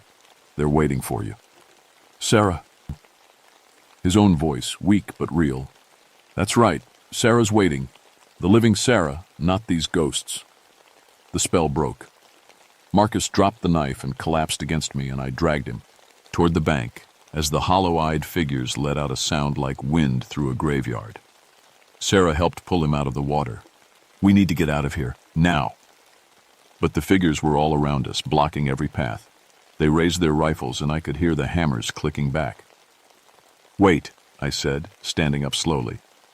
I'm the last Hatfield in these mountains. You want to end this? Then end it with me. Let the McCoy go. The figures lowered their weapons slightly. But first, you need to know something. The feud didn't end because one side won.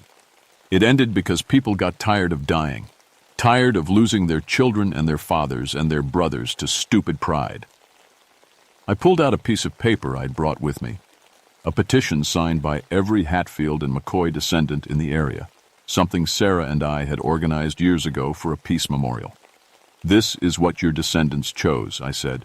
Peace, forgiveness, an end to the killing. The hollow-eyed figures started to flicker, like bad television reception. You're not my ancestors anymore. You're just hate without purpose, anger without meaning. You've forgotten everything that made you human. One by one, they began to fade. But the one that had been John C. Hatfield remained, its hollow face fixed on me. The blood remembers, it said in a voice like wind through dead leaves.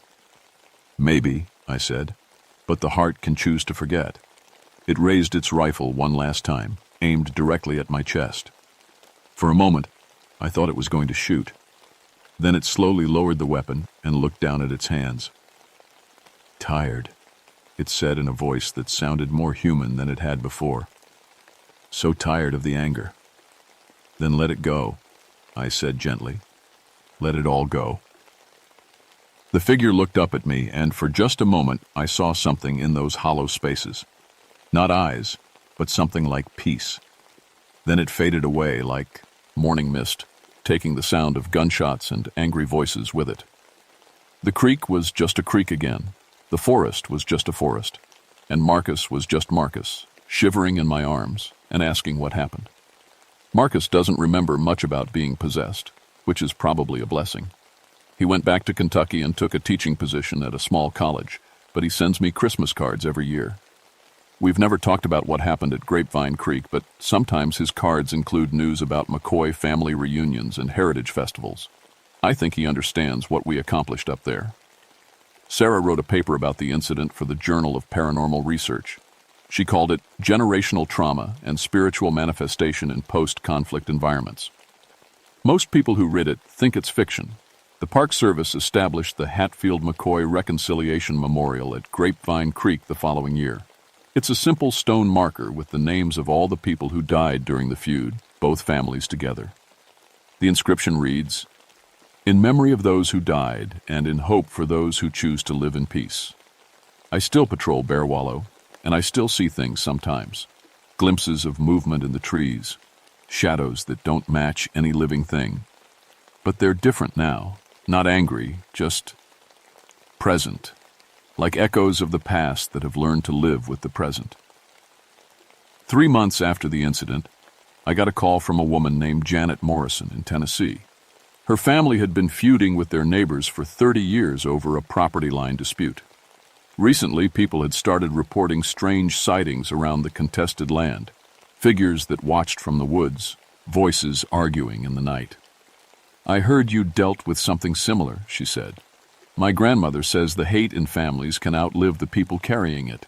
Says it's she who shats, and gets so strong it takes on a life of its own." I drove down to Tennessee that weekend.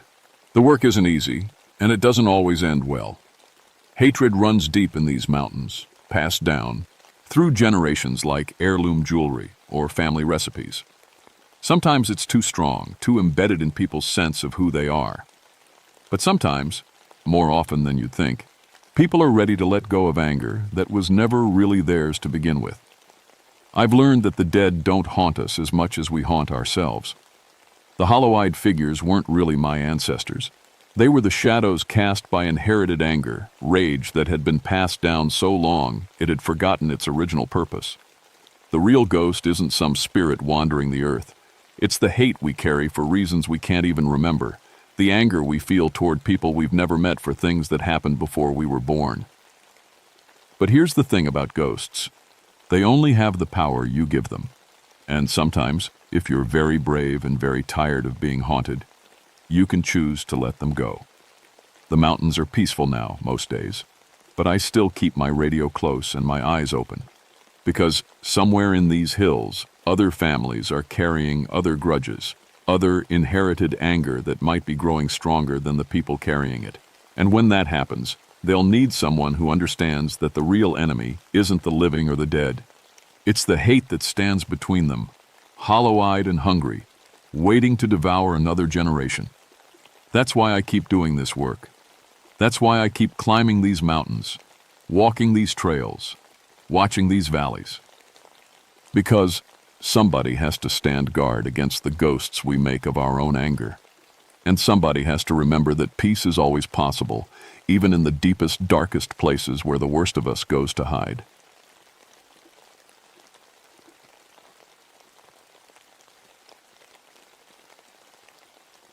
My name is Marcus Hendricks, but everyone calls me Mac.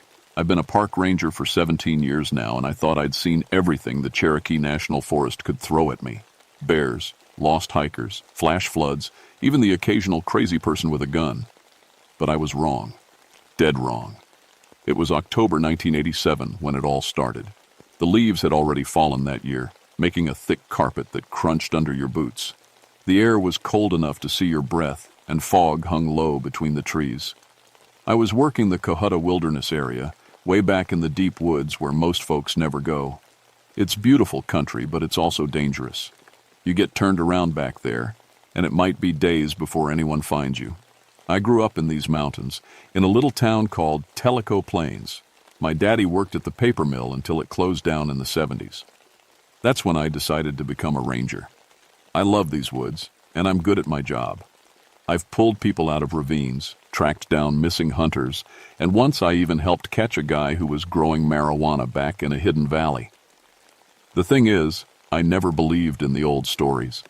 The Cherokee folks have lots of tales about these mountains, about spirits and things that live in the dark places. My grandmother used to tell me about something called the Bone Man, who would steal children away if they wandered too far from home. I always figured it was just a story to keep kids from getting lost. But that October, 3 families came to my station, all crying and scared. Their kids had gone missing during day hikes. 3 different kids, 3 different days, but all in the same general area, near some old stone piles the Cherokee built long ago. The first was a little girl named Sarah, only 8 years old. Her parents said she was right behind them on the trail one minute and gone the next. They called, but no answer.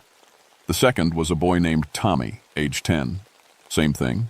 There one second, vanished the next. The third was a girl named Rebecca, 11 years old. Her older brother said she'd just stepped behind a tree and never came back out. I called in the search and rescue teams. We had dogs, helicopters, volunteers from 3 counties. I've coordinated dozens of searches before, and we usually find people within a day or 2. But this was different. The search dogs would track the kids' scent to these old stone piles. Then they'd just stop. The dogs would whine and back away, like something scared them.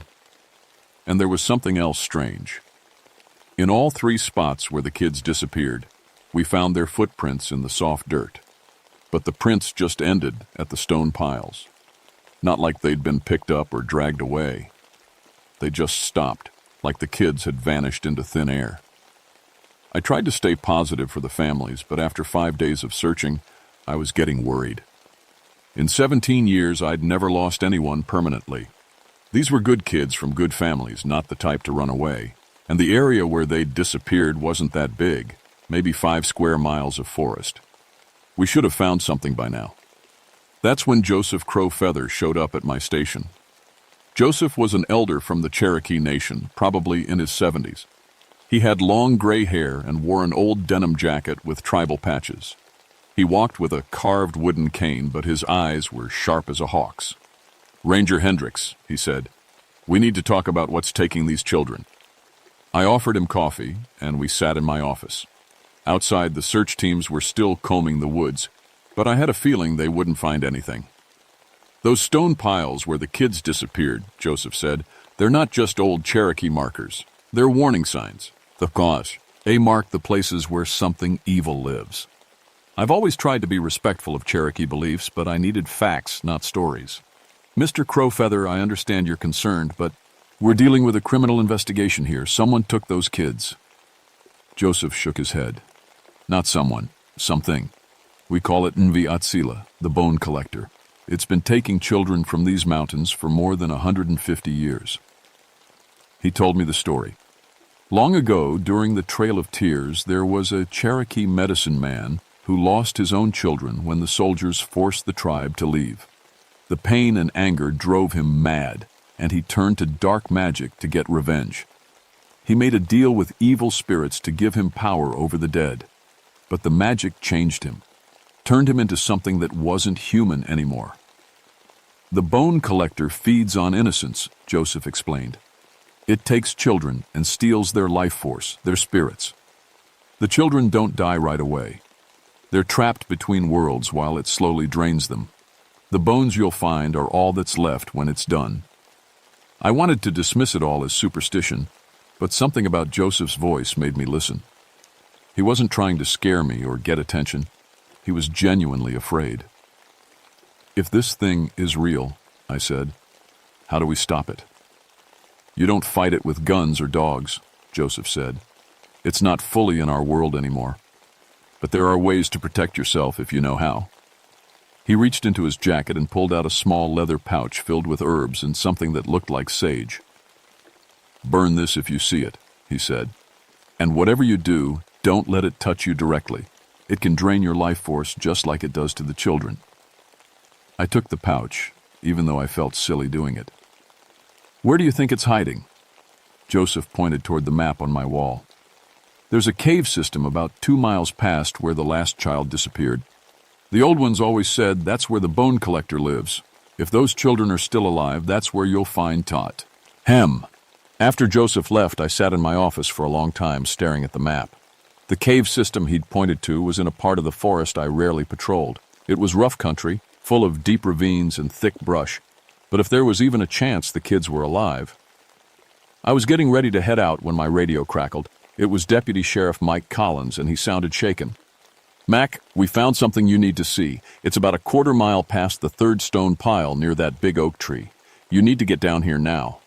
I drove my truck as far as the forest road would take me, then hiked the rest of the way. Mike was standing next to what looked like a small clearing in the trees. When I got closer, I saw what had upset him. There were bones scattered around the base of the oak tree. Small bones, arranged in careful patterns like someone had placed them there on purpose. Some of the bones looked old, yellowed with age, but others looked fresh. We found this backpack too, Mike said, holding up a small pink bag. It's got Rebecca Martinez's name on it. Rebecca was the 3rd child who'd disappeared. I knelt down and looked at the bone patterns more carefully. They formed perfect circles, with smaller bones pointing toward the center like arrows. It wasn't random. Someone or something had arranged them this way. That's when I heard it. Faint, like it was coming from underground, but definitely there. Children singing. It sounded like a lullaby, but in a language I didn't recognize. Cherokee, maybe. Mike heard it too. What the hell is that? The singing seemed to be coming from deeper in the woods, toward the cave system Joseph had mentioned. I grabbed my flashlight and radio, then looked at Mike. Call for backup, I said. And stay here. Don't follow that sound, no matter what. As I walked toward the caves, the temperature dropped 20 degrees. My breath came out in white puffs, and frost started forming on the trees around me. In October, in Tennessee. It wasn't natural. The singing got louder as I got closer to the caves. It was definitely children's voices. But there was something wrong with the melody. It made my skin crawl and my stomach feel sick. Every instinct I had was telling me to turn around and run, but those kids were counting on me. I found the cave entrance hidden behind a wall of thick bushes. The opening was just big enough for a person to squeeze through, and cold air was flowing out of it like a refrigerator. The children's singing was definitely coming from inside. I clicked on my flashlight and started to crawl through the entrance. That's when I noticed the scratches in the rock around the opening. They looked like claw marks, but they were too big to be from any animal I knew about. The singing stopped suddenly, and the woods went completely quiet. Even the insects and birds had gone silent. In the distance, I could hear Mike calling my name on the radio, but his voice sounded thin and far away. Something was watching me. I could feel its eyes on me, cold and hungry. But when I swept my flashlight beam around the cave entrance, I didn't see anything. That's when I heard the footsteps coming up behind me. I spun around, hand on my pistol, but it was just Mike. He looked pale and scared. I told you to stay put, I said. The singing stopped, he whispered. And then I heard you scream. I didn't scream. We looked at each other. If Mike had heard me scream, but I hadn't made a sound, then what had he heard? We're going in together, I decided. Stay close, and don't wander off. The cave tunnel was narrow at first, barely wide enough for both of us. Our flashlight beams cut through the darkness ahead, but they didn't seem to reach very far. The air was getting colder with every step, and our breath was forming white clouds. After about 50 yards, the tunnel opened up into a larger chamber. Our lights revealed a space about the size of a small room, with several other tunnels leading off in different directions. But what made us both stop and stare were the things arranged around the chamber walls. Children's belongings, dozens of them, backpacks, shoes, toys, pieces of clothing. Some looked recent, but others were clearly very old. There was a wooden toy horse that might have been from the 1800s, and a leather doll that was falling apart with age. "Jesus Christ," Mike whispered. In the center of the chamber, someone had arranged more bones in those same circular patterns. But these bones were different. They were polished white, like they'd been cleaned and cared for. And in the very center of each circle was a small skull. That's when we heard the children again. But this time, they weren't singing. They were crying. The sound was coming from the tunnel on our left. Mike grabbed my arm. "Mac, we need to call for backup. This is way bigger than just 3 missing kids." He was right, but my radio wasn't getting any signal this deep underground. And those children were crying for help somewhere in the darkness ahead.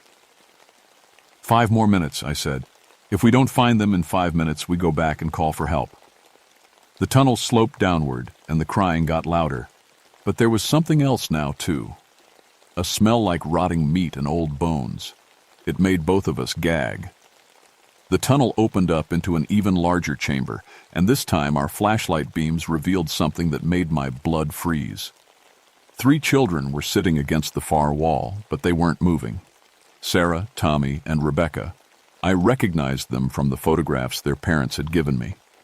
They were alive, because I could see them breathing, but their eyes were closed and they looked like they were sleeping, or unconscious. "Kids," I called out. "Can you hear me?" None of them responded. As we got closer, I could see that they were pale, almost white, like all the blood had been drained out of them. Their lips were blue, and their breathing was so shallow I had to look closely to see their chests moving. Mike knelt down next to Sarah and gently shook her shoulder. Sarah, can you wake up?" Her eyes opened for just a second, and she looked at us. But her eyes were completely white, no color at all, like cataracts. She tried to say something, but only a whisper came out. "Cold," she said. "So cold." That's when I realized the children were sitting in the middle of another one of those bone circles. But this circle was bigger than the others, and the bones looked fresh. Human bones, adult-sized. "We need to get them out of here right now," I said. I reached down to pick up Sarah, but the moment my hands touched her, pain shot through my arms like electricity. Not just pain. It felt like something was trying to pull the life right out of me. I jerked my hands back and staggered backward. Mike tried to grab Tommy, and the same thing happened to him. The kid was like a live wire, but instead of electricity, he was somehow draining our energy. "What the hell is wrong with them?" Mike asked. Before I could answer, we heard footsteps echoing from one of the other tunnels. Slow, deliberate footsteps, like someone very large was walking toward us. But there was something wrong with the sound. It was too heavy, like the footsteps were made by something much denser than a human being. Our flashlight beams swept toward the sound, and that's when we saw it. The thing that came out of the tunnel was tall, maybe 8 feet, and thin like a skeleton. But it was wearing the rotted remains of what looked like Cherokee ceremonial clothes. Feathers and beads hung from its shoulders, and around its neck was a necklace made of small white objects that I realized were human teeth. Its face was mostly bone, with just scraps of dried skin hanging from the skull. Where its eyes should have been, there were 2 black holes that seemed to suck in our flashlight beams. And its hands were just bone, with long fingers that ended in sharp points like claws. It was the bone collector, and it was looking right at us. The thing opened its mouth and let out a sound that wasn't quite a scream and wasn't quite a laugh. The sound echoed off the cave walls and seemed to go right through our bones. Both Mike and I stumbled backward, but the creature moved toward us with impossible speed. Mike drew his pistol and fired 3 shots center mass. I heard the bullets hit, but they didn't slow the creature down at all. It reached out with one skeletal hand toward Mike's face. "Don't let it touch you!" I yelled, remembering Joseph's warning. Mike ducked and rolled to the side, but he wasn't fast enough. The creature's fingers brushed against his shoulder and Mike screamed. Not a normal scream. A sound of pure agony, like his soul was being ripped apart. In seconds, Mike's hair went from brown to white. His face aged 20 years, and his body started to shrivel up like a plant in the desert. The creature was draining his life force, just like Joseph had said. I grabbed the leather pouch Joseph had given me and dumped the contents on the cave floor. Then I pulled out my lighter and set the herbs on fire. The cave filled with thick, white smoke that smelled like burning sage. The creature let out another horrible sound and jerked its hand away from Mike. The smoke seemed to hurt it, or at least annoy it. It stepped backward into the shadows, but I could still see those black eye holes watching us. Mike collapsed to the floor, breathing hard. He looked like he'd aged 10 years in 10 seconds, but he was still alive. "Can you walk?" I asked. He nodded weakly. "What about the kids?" I looked at Sarah, Tommy, and Rebecca. They were still unconscious, still sitting in that bone circle. But now I understood what was happening to them. The creature was slowly draining their life force, keeping them alive, but taking their energy bit by bit. If we left them here much longer, they'd end up like the other skulls in those bone circles. The smoke from Joseph's herbs was starting to clear, and I could see the creature moving closer again. We had maybe 30 seconds before it reached us. "We can't carry them," I said. "That thing has done something to them. We touch them, it drains us too." "Then what do we do?" I looked around the chamber trying to think. That's when I noticed something. The bone circles weren't just random patterns. They were connected to each other by lines of smaller bones, like a giant map or diagram. And all the lines led to one central point, a pile of bones in the corner that was bigger than all the others. It's using the bones to channel its power, I realized. If we destroy the pattern, maybe we can break its hold on the kids. The creature was getting closer. I could feel the cold radiating off it, and the temperature in the cave was dropping fast. Our breath was coming out in thick white clouds now. "Start kicking apart those bone lines," I told Mike. "Break up the patterns." We started destroying the bone arrangements as fast as we could. The creature let out another horrible sound and moved toward us faster, but every time we broke up part of the pattern, it seemed to get weaker. When we destroyed the central bone pile, the creature actually staggered backward. The three children stirred and opened their eyes, their normal-colored eyes. "Run!" I yelled to them. "Get out of the cave now!" Sarah, Tommy, and Rebecca were weak, but they could walk. They stumbled toward the tunnel we'd come from, with Mike helping them along. I stayed behind to face the creature alone. It was angry now, and it was coming straight for me. But Joseph's herbs were still smoldering on the cave floor, and the smoke was keeping it at bay. "You took the wrong children," I said to it. "These kids have families who love them, people who will fight for them." The creature paused, and for just a second I thought I saw something almost human in those black eye holes. Pain, maybe, or loneliness. Then it opened its mouth and spoke in a voice like wind through dead leaves. "They will come back," it whispered. "They always come back to the forest, and I will be waiting." The cave started to shake, and rocks began falling from the ceiling. The creature was bringing the whole place down around us. I ran. I made it out of the cave just as the entrance collapsed behind me. Mike and the three children were waiting in the forest, all of them pale and shaken but alive. The children couldn't remember much about what had happened to them, just that they'd heard singing and followed the sound. We got the kids to the hospital, where they spent a week recovering. The doctors said they were severely dehydrated and malnourished, like they hadn't eaten in days. But physically, they were going to be fine. Mike, on the other hand, never fully recovered. The aging process reversed itself somewhat, but he still looked older than his years. And sometimes, late at night, he would call me and say he could still hear the children singing in Cherokee. The official report said we'd found the children in the cave system and that it had collapsed due to natural geological instability. The bone remains were explained as an old Native American burial site that had been disturbed by illegal artifact hunters. Case closed. But I knew better, and so did Joseph Crow Feather. He came to see me a few days after we got the children out. We sat on my porch, drinking coffee, and watching the sun set over the mountains. "You did good," he said. "But you know it's not over. The cave collapsed. That thing is trapped down there." Joseph shook his head. "The bone collector isn't bound to one place. It's bound to these mountains, to the pain and anger that created it. As long as children come to these woods, it will find a way to reach them. He was right, Owen. Here the next few months, I heard reports of other incidents. A Boy Scout troop camping near Tellico Lake reported one of their kids sleepwalking toward the forest, singing a Cherokee lullaby he'd never heard before. A family hiking the Appalachian Trail said their daughter had nightmares about a tall, thin man in feathers who wanted to take her home with him. And sometimes, late at night when I was patrolling the deep woods, I would hear it too. Children singing in the darkness, calling to anyone who would listen. I started working with Joseph and other Cherokee elders to identify the places where the bone collector was strongest. We put up new warning signs and tried to redirect hiking trails away from the most dangerous areas. But there was only so much we could do. The thing that haunted me most was what the creature had said in the cave. They always come back. Because it was true. Children are drawn to mystery and adventure. They explore, they wander.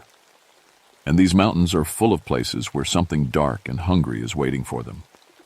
6 months after the cave incident, my sister called to tell me that my nephew Jason was coming to visit for the summer. He was 12 years old, and he loved camping and hiking. "Can you take him into the woods?" she asked. "Show him around the forest? He's been looking forward to it for months." I looked out my window toward the tree line, where shadows were already gathering even though it was only late afternoon. Somewhere out there, the bone collector was waiting. It had lost 3 children, but it was patient.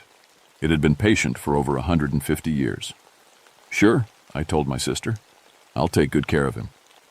But as I hung up the phone, I realized I was already making plans. Not for a fun camping trip with my nephew, but for a war.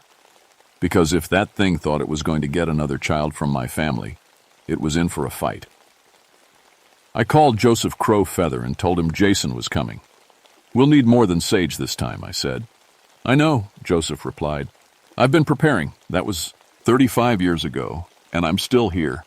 Still a ranger, though I'm getting close to retirement now." Jason came that summer, and we had our confrontation with the bone collector. That's a story for another time, but I'll say this. My nephew lived, and he grew up to become a Cherokee Nation police officer. He protects these mountains now, too. Over the years, Mike and I developed a system. We monitor the areas where the creature is most active. We work with local schools to educate children about forest safety. And when we get reports of missing kids, we know where to look first. The bone collector is still out there. I've faced it 4 more times over the decades, and each time I've managed to save the children it was trying to take. But each time it gets a little stronger, and I get a little older. The thing about fighting something supernatural is that it changes you. I can see things now that normal people can't see. Spirits of Cherokee warriors who died defending their land. Animals that aren't quite animals. And sometimes, in the deepest parts of the forest, I can see the shadows of all the children who weren't as lucky as Sarah, Tommy, and Rebecca. The Park Service officially closed the Cohutta Wilderness area to overnight camping about 10 years ago. They cited geological instability and unexploded ordnance from old military training exercises. But really it was because too many people were reporting strange experiences, children sleepwalking, families hearing singing where no one should be singing, hikers finding bone patterns that hadn't been there the day before. I'm training my replacement now, a young woman named Amanda Torres who grew up in these mountains like I did. I've told her some of the stories, the ones I think she's ready to hear. She thinks I'm just a superstitious old man, but she listens respectfully. Last week I took her to Joseph, his grave.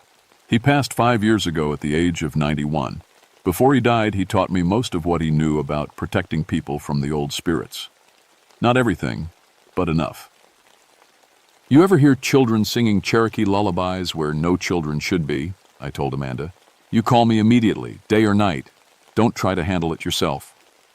She nodded, but I could see the skepticism in her eyes. That's okay. I was skeptical once too. But here's what I want people to know. Cherokee National Forest is still one of the most beautiful places on Earth. Families should come here. Children should explore and learn and fall in love with nature. Just be smart about it. Stay on marked trails. Don't wander off alone. And if you hear singing in the woods where no one should be singing, don't follow the sound. Come visit our mountains. Bring your kids.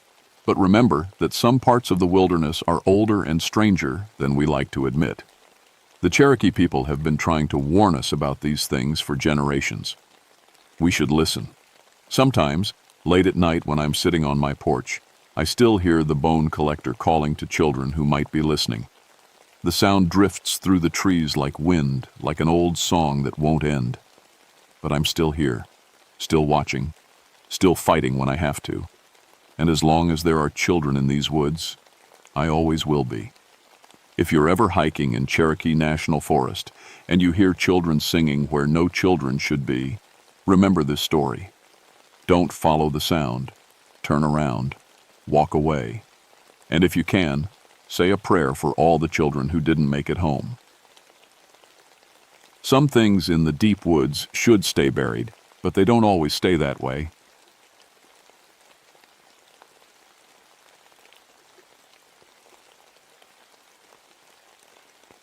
My name is Elizabeth Calloway, but everyone calls me Liz. I've been a park ranger for 14 years now, working the mountains of West Virginia. Before that, I spent 5 years as a state police detective. I've seen plenty of bad things: murders, missing kids, drug dealers hiding in the woods, but nothing prepared me for what happened in January of 1983. I grew up in these mountains. My grandma used to tell me stories about the old mining days when men would disappear in the tunnels and never come back. She lived through the disasters of the 1930s, when whole families starved during the worst winters anyone could remember. Hunger makes people do terrible things, Lizzie, she'd say. Things they'd never think of when their bellies are full. My specialty is missing persons cases. When someone gets lost in the Monongahela National Forest, they call me. I know every trail, every cave, every dangerous drop-off for miles around. In 14 years, I've found 23 missing people. Some were alive, some weren't. But their families always got answers. That was my job, bringing people home one way or another. I'm raising my daughter Sarah on my own. She's 8 now, smart as a whip, loves to hike with me when she can. After her daddy left when she was 3, it's just been me and her against the world. She's the reason I'm good at my job. I think about how I'd feel if she went missing, and I never stop looking. People around here have always told stories about things in the woods. Wendigo tales, mostly. Old Native American legends about cannibals who turned into monsters during harsh winters. I never put much stock in that stuff. Wendigo stories were just frontier explanations for cannibalism during harsh winters. I'd tell anyone who'd listen. When people are starving and desperate, they do things they never thought possible. The monster stories just made it easier to live with. But January 1983 was different. The worst blizzard in 50 years hit West Virginia right after New Year's. Temperature dropped to 25 below zero. Snow piled 8 feet deep in some places. The wind never stopped howling, day or night. Roads became impassable. Even the helicopters couldn't fly in that weather. I was stationed up at Dolly Sods in the wilderness area around Roarbaugh Plains. It's high country, wind-scoured plateau with stunted spruce trees and frozen boglands. On a good day, you can see for miles. But during that blizzard, you couldn't see 10 feet in front of your face. The radio crackled with static most of the time. Atmospheric conditions made communication nearly impossible. I was essentially cut off from the outside world, stuck in a warming shelter we'd set up at the trailhead. That's when the call came in. 6 college kids from West Virginia University had gone cross-country skiing 3 days earlier. They were supposed to be back by Sunday night.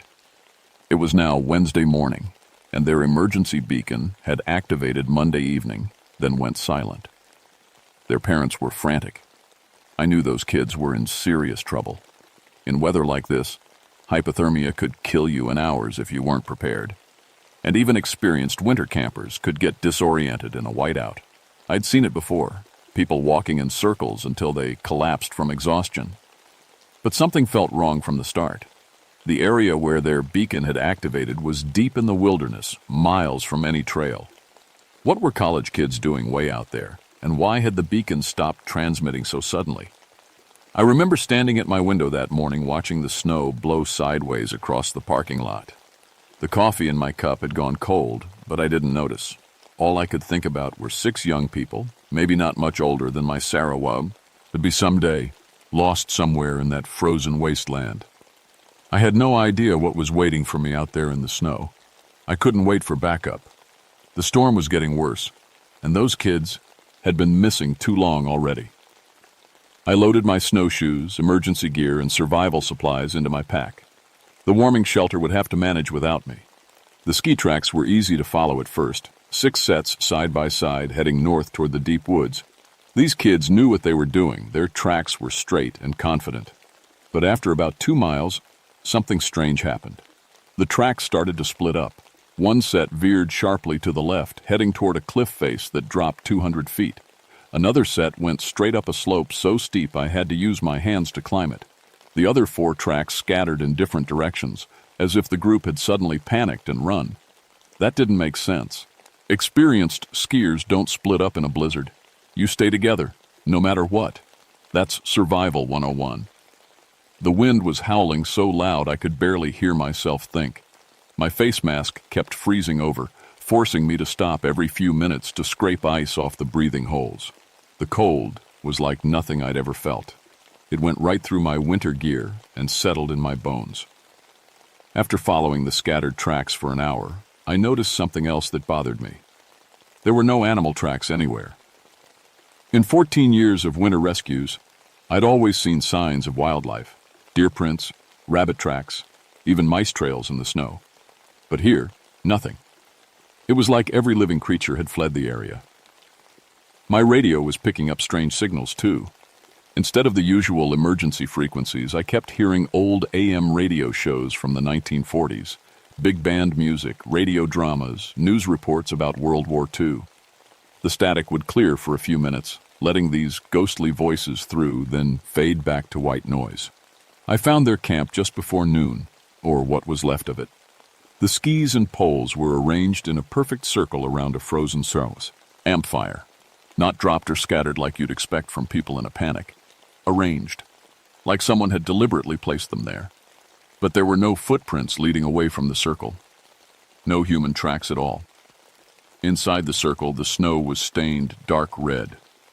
A lot of blood, frozen solid in the cold. But no bodies. I called out, hoping someone might hear me over the wind. "Hello, Park Service? Can anyone hear me?" The wind died down for just a moment, and in that silence, I heard something that made my blood freeze. A low, hungry growling sound coming from somewhere in the trees around me. Not like any animal I'd ever heard before. It sounded almost human. "Hello?" I called again, louder this time. The growling stopped. The silence that followed was worse than the noise. I started searching in wider circles around the camp, looking for any sign of where the students had gone. That's when I found the first body. It was hanging upside down from a pine tree, about 50 yards from the camp. A young woman, maybe 19 or 20 years old. She'd been there for at least a day, frozen solid by the cold. Her face was locked in an expression of absolute terror, eyes wide open, mouth stretched in a scream that would never end. But that wasn't the worst part. The worst part was what had been done to her. Someone, or something, had torn open her throat and chest. The wounds were too big to be from any animal I knew, and the way the flesh was torn, with clean bite marks along the edges. Those were human teeth. But the jaw that made those marks would have to be impossibly large. I'd seen plenty of death in my time as a cop, but this was different. This was savage, hungry, like whatever killed her had been starving. My hands were shaking as I reached for my radio. I had to report this, had to get help up here, but all I got was static, broken by those ghostly 1940 radio shows. That's when I heard footsteps in the snow behind me. I spun around, hand on my service weapon. Nothing there, just wind-blown snow and dark trees. But I could have sworn I heard something walking just at the edge of my vision. "Who's there?" I shouted. A voice answered from somewhere in the woods, a young man's voice, terrified and pleading. "Help me, please. It took the others. I'm so cold." I started toward the voice, but stopped when I realized something was wrong. The voice was coming from 3 different directions at once, and it kept repeating the same words, exactly the same way, like a broken record. "Help me, please. It took the others. I'm so cold." That's when I knew I wasn't dealing with a normal situation. Whatever was out there in the woods, it wasn't human, and it was hunting me. I didn't sleep that night. I set up an emergency shelter near the tree line where I could watch the woods and still have an escape route. Every few hours, I'd hear that voice calling for help from different directions. Sometimes it was the young man. Sometimes it was a girl, crying for her mother. Once it sounded like a child, a voice that reminded me of my Sarah. That one nearly broke me. I actually started walking toward it before I caught myself. By morning, I'd found 2 more bodies. Both had been killed the same way. Throats torn open, chest cavity ripped apart, bite marks from human teeth. But these weren't random animal attacks. The bodies had been arranged, positioned almost like offerings, and the bone marrow had been sucked out of their arm and leg bones. Detective Ray Morrison arrived the next afternoon with Dr. Sarah Chen, an anthropologist from the State University. Ray and I had worked together back when I was on the force. He was a good cop, methodical, and smart. Dr. Chen specialized in Native American folklore and had requested to join the investigation after hearing about the unusual circumstances. "Jesus, Liz," Ray said when I showed him the bodies. "What the hell happened up here?" Dr. Chen examined the marks with a magnifying glass and measuring tape. Her face went pale as she worked. "The jaw structure would have to be at least 30% larger than a normal human's," she said quietly. "And look at the canine teeth marks. They're elongated, almost like fangs." "You're saying this was done by a person?" Ray asked. "I'm saying it was done by something that used to be a person," Dr. Chen replied. "There are similar cases in the historical records. The 1890s logging camps, about 10 miles from here. Workers started disappearing during a particularly harsh winter. When they found the camp foreman, Jeremiah Pike, he was in a cabin with the remains of 5 other men. He'd been eating them." Ray looked skeptical. "And you think Pike is still alive?" "Not alive," Dr. Chen said, "but not exactly dead either. According to Ojibwe tradition, people who resort to cannibalism during extreme hunger can undergo a transformation. They become wendigos, creatures of eternal hunger that can never be satisfied." That night, the thing in the woods got bolder. We heard it moving around our camp just outside the circle of firelight. Footsteps that were too heavy to be human, but with a rhythm that was almost like walking. Ray had his pistol drawn, but I could see his hands shaking. "What do we do if it comes into camp?" "We run," Dr. Chen whispered. "Wendigos are impossibly strong and fast. Our only chance is to avoid direct confrontation." Around midnight, the footsteps stopped. The silence was worse than the noise had been. Then we heard breathing right outside our tent. Deep, raspy inhalations that sounded like air being sucked through torn flesh. "It's right there," Ray mouthed silently, pointing at the tent wall. The breathing continued for what felt like hours, but was probably only minutes. Then we heard a sound that made my blood freeze. A low, rumbling voice, speaking words in a language I didn't recognize. But somehow, I understood what it was saying. It was talking about hunger, about the taste of human flesh, about how long it had been since the last feeding. The voice moved around our tent, always staying just outside. Sometimes it would scratch at the fabric with what sounded like claws. Once I saw a shadow pass across the tent wall, something tall and thin, with arms that hung down to its knees. When morning came, we found tracks in the snow around our camp. They were roughly human-shaped but huge, at least 15 inches long, and they led straight up the side of a cliff face that should have been impossible to climb. "We need to get out of here," Ray said, staring at the tracks. "Call for backup. Bring in a full search team." But Dr. Chen was examining something else she'd found. scratches in the bark of nearby trees, about 8 feet off the ground. "It's territorial marking," she said.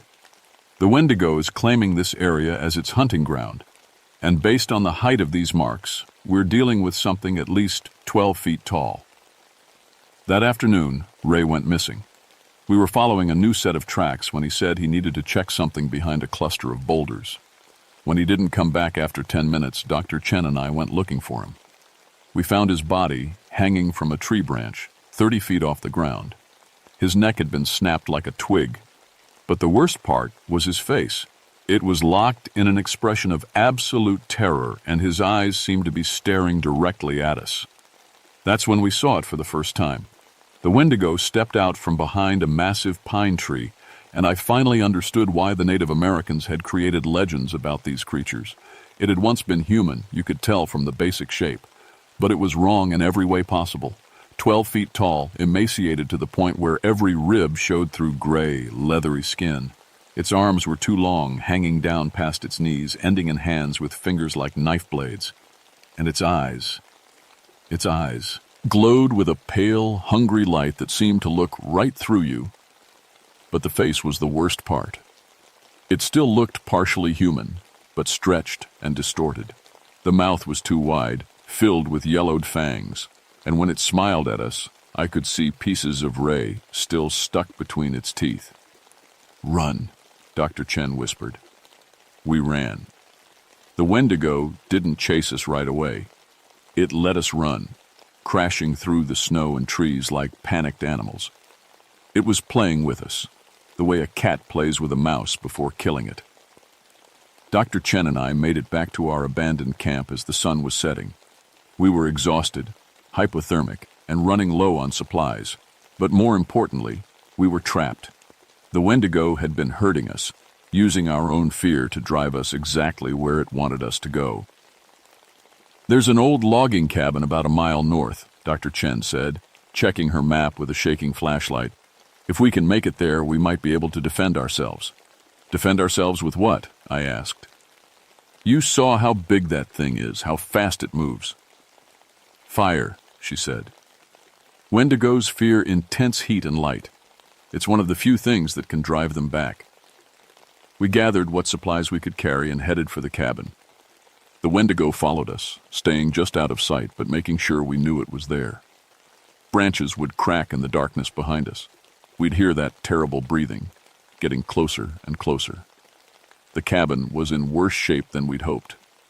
The roof had partially collapsed and snow had drifted inside. But the fireplace still worked, and there was a stack of old dry firewood that the previous occupants had left behind. While Dr. Chen started a fire, I barricaded the door and windows with whatever I could find. Not that it would stop the Wendigo if it really wanted to get in, but it might slow it down.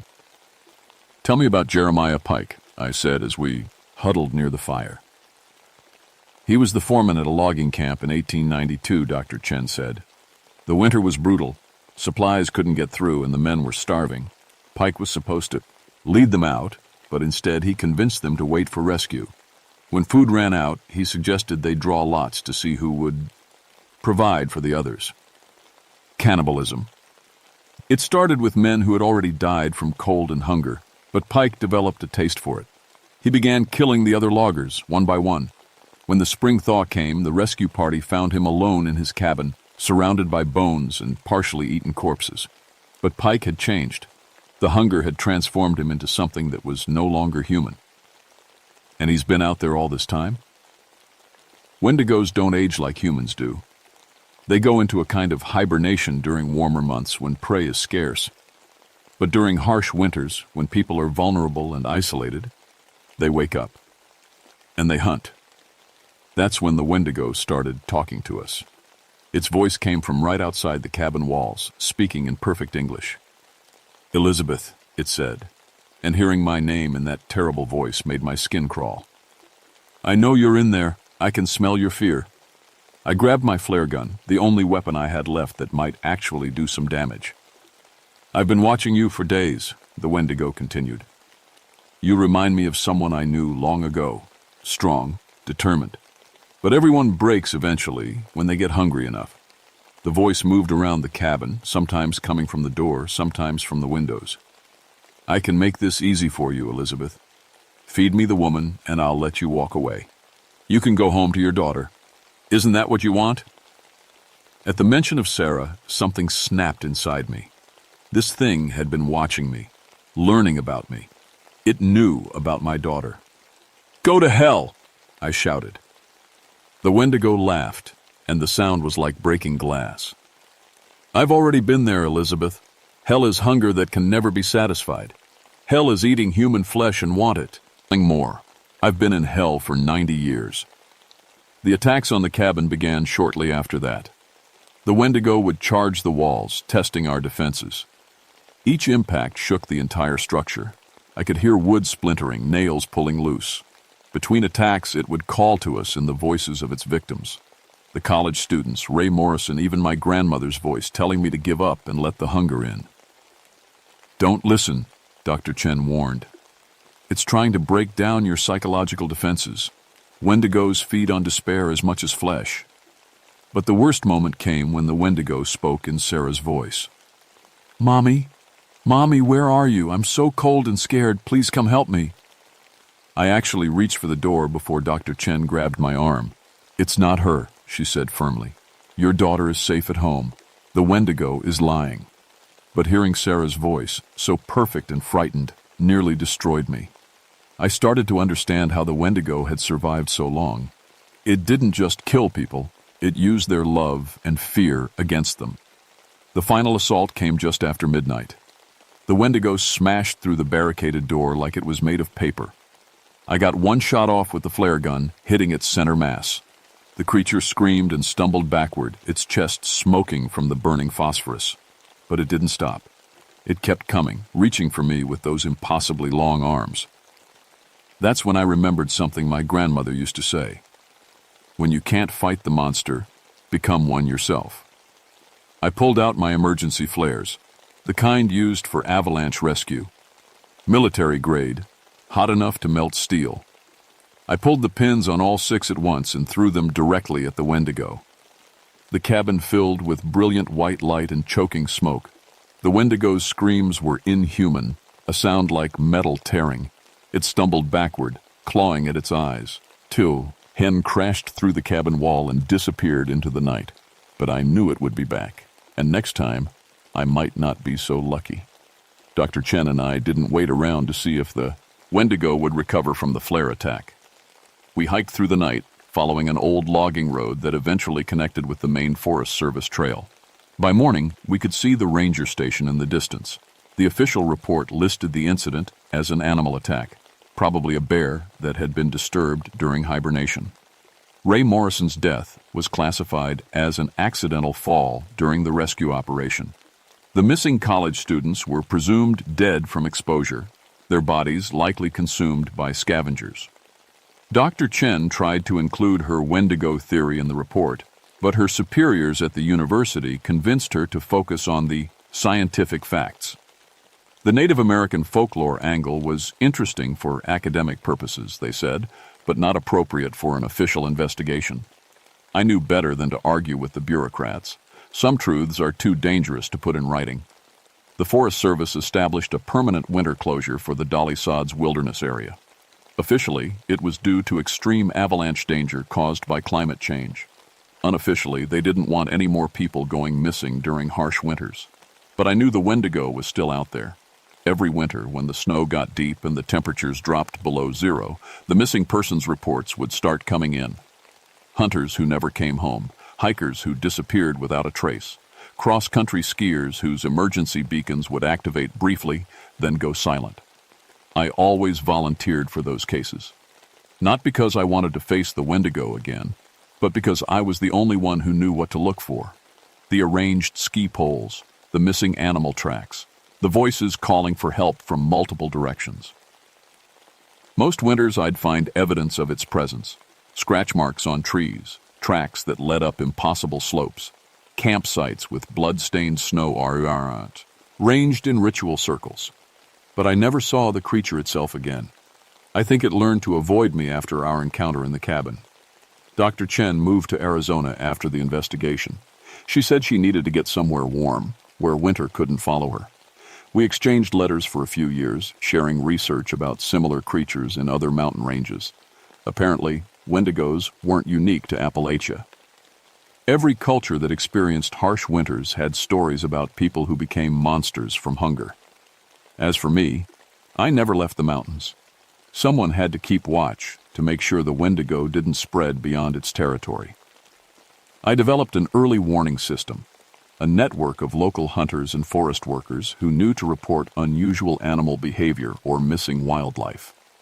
The nightmares took longer to fade. For months after the incident, I'd wake up hearing Sarah's voice calling for help, begging me to come save her from the cold. I'd have to call her school to make sure she was really safe, that the Wendigo wasn't somehow using her voice to lure me back into the woods. But the worst part was the hunger. Not physical hunger. Something deeper than that. Sometimes, during the darkest moments of winter, I'd catch myself looking at other people and wondering what they would taste like. The Wendigo had touched something inside me, planted a seed of its eternal hunger. I never acted on those thoughts, but they were there, lurking in the back of my mind like a cancer. I started seeing a therapist in Charleston, driving down there twice a month to talk about work-related stress. I couldn't tell her the whole truth, but it helped to talk about the guilt and fear. Years passed. Sarah grew up and went to college, then moved to North Carolina for a job. She'd call me every winter, worried about me being alone in the mountains during the worst weather. I always told her. To her I was fine, that I knew how to take care of myself. But I never stopped watching the woods. Every winter, when the snow got deep and the wind started howling through the trees, I'd think about Jeremiah Pike, alone in his cabin, slowly transforming from man to monster. I'd wonder if the hunger could be satisfied, or if it really was eternal. And sometimes, on the coldest nights, I'd stand at my window and look out at the dark forest, remembering the Wendigo's glowing eyes, and knowing that somewhere out there, it was still hunting. Some hungers, I learned, can never be satisfied. They just wait in the darkness, growing stronger with each passing winter, ready to consume anyone foolish enough to venture too far into the woods. If you ever find yourself hiking in the Appalachian Mountains during a harsh winter, remember this story. Pay attention to the warning signs, the absence of animal tracks, the voices calling for help from impossible directions, the feeling that you're being watched by hungry eyes. And whatever you do, never trust a voice that sounds like someone you love, calling to you from the dark woods. Because some things in this world are always hungry, and they know exactly how to use your love against you. The Wendigo is still out there, waiting, watching, hunting, and winter always comes again.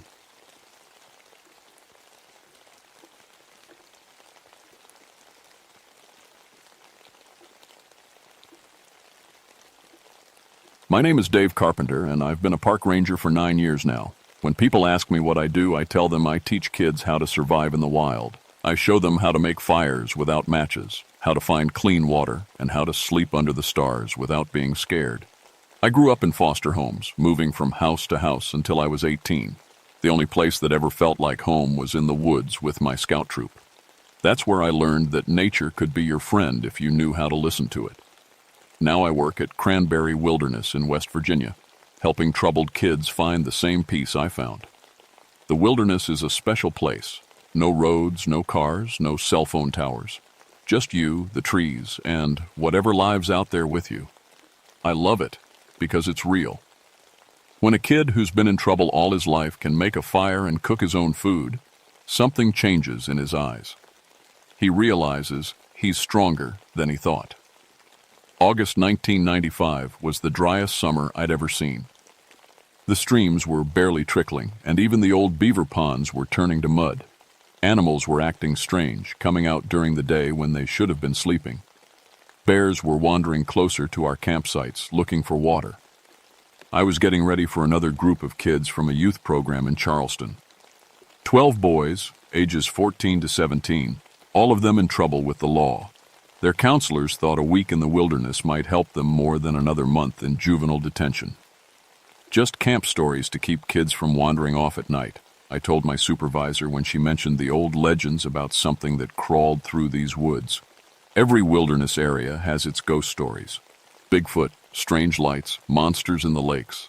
I'd heard them all, and I'd never seen anything I couldn't explain. The Falls of Hills Creek area was my favorite spot for these programs. 3 waterfalls cascade down the mountainside, and even during the drought, there was still some water flowing. The sound of falling water helps kids sleep better their first night away from the city. I was checking the campsites when I found the first strange thing. Deep grooves in the mud near the middle waterfall, like something heavy had been dragged across the ground. But the marks were weird. They looked like finger marks, but way too long and spread too far apart, and there were no footprints anywhere nearby. Probably just a bear with long claws, I told myself, taking pictures with my camera. Bears will drag logs around when they're looking for bugs to eat. But something about those marks made my skin crawl. That evening, I set up my own camp about a quarter mile from where the kids would be sleeping. Close enough to help if they needed me, far enough away to let them feel independent. I'd done this same setup dozens of times, but as the sun went down, something felt wrong. The forest was too quiet. During summer nights, you should hear crickets, frogs, owls calling to each other. Instead, there was nothing. Even the wind seemed to have stopped moving through the trees. I lay in my sleeping bag, listening to the silence. In 9 years of wilderness work, I'd never heard anything like it. It was like the whole forest was holding its breath, waiting for something to happen. The first call came at 6 a.m. from Marcus, one of the youth counselors. "Dave, we need you down here. Something happened last night and the boys are pretty shaken up." I found the group huddled around their cold campfire, 12 teenagers who usually acted tough-looking, scared as little kids. Marcus pulled me aside while his partner Sarah tried to get them to eat breakfast. Around 2 a.m., Tommy started screaming, Marcus whispered. Said something was dragging him out of his tent. When we got to him, he was 20 feet from his sleeping bag, still unconscious. But get this, there were these drag marks in the dirt, like something had pulled him by his feet. I looked at Tommy, a skinny 15-year-old from Huntington. He was sitting by himself, staring at nothing. "Did anyone see what did it?" I asked. "That's the weird part," Sarah said. "We all heard movement around the camp, but when we turned on our flashlights, there was nothing there. Just Tommy lying in the dirt like he'd sleepwalked, except his eyes were wide open and he wouldn't respond to us for almost 10 minutes. I checked the drag marks. They were similar to what I'd found by the waterfall, but these were clearly made by something pulling a human body. The strange part was how the marks just stopped, like whatever did it had picked Tommy up and carried him the rest of the way. "Let me talk to him," I said. Tommy looked up when I sat beside him. His eyes were bloodshot and confused. "I wasn't sleepwalking," he said quietly. "Something grabbed my ankles and started pulling me. I couldn't move, couldn't scream. It felt like I was dreaming and awake at the same time." "What did you see?" "Long arms, really long, like they could stretch across the whole campsite. And it moved wrong, like it was crawling, but way too fast." He shuddered. It smelled like wet dirt and old leaves. I spent the morning looking for tracks, but the ground was too dry and hard to show much. Whatever had moved through the camp was smart enough to avoid the soft spots where it might leave clear prints. By noon, I was ready to chalk it up to sleepwalking and group hysteria until I found Tommy's water bottle. It was hanging 15 feet up in a tree, tied there with strips of bark. No human could have climbed that smooth trunk, and why would they? That afternoon, I called John Whitehorse, a Cherokee consultant who sometimes helped with our cultural programs. If there were old stories about this area, he would know them. "Kekla Kudla," he said when I described what happened. "My grandfather told me stories about the crawling shadow. It's old, older than our people coming to these mountains. It steals breath and dreams from sleeping people." "John, I need facts, not legends." "The facts are in the legends, Dave. It comes during droughts when the water is low. It's drawn to people with wounded spirits, especially the young ones. Your boys from the city, they're carrying a lot of pain, aren't they?" They were. Every kid in this program had been through trauma that would break most adults. Abuse, neglect, violence, drugs. That's why they were here instead of in jail. What does it want? To help, I think. But it doesn't understand that taking someone's nightmares can kill them. That night, I set up motion sensors around the campsite and stayed awake with my camera ready. The counselors took turns on watch, and we made sure no one slept alone. Around 1 a.m., the motion sensors started going off one by one in a pattern that circled the camp, but our flashlights showed nothing moving. It was like something invisible was testing our defenses. Then all the sensors went silent at the same time. I was checking the perimeter when I heard Sarah scream. I ran back to find her standing over Devon's empty sleeping bag. Another boy, unconscious, dragged 30 feet from where he'd been sleeping. This time there were witnesses. "It was huge," said Marcus, his voice shaking. "Maybe 8 feet long, but moving on all fours like an animal. Its arms were longer than its whole body, and it moved like water, just flowing across the ground."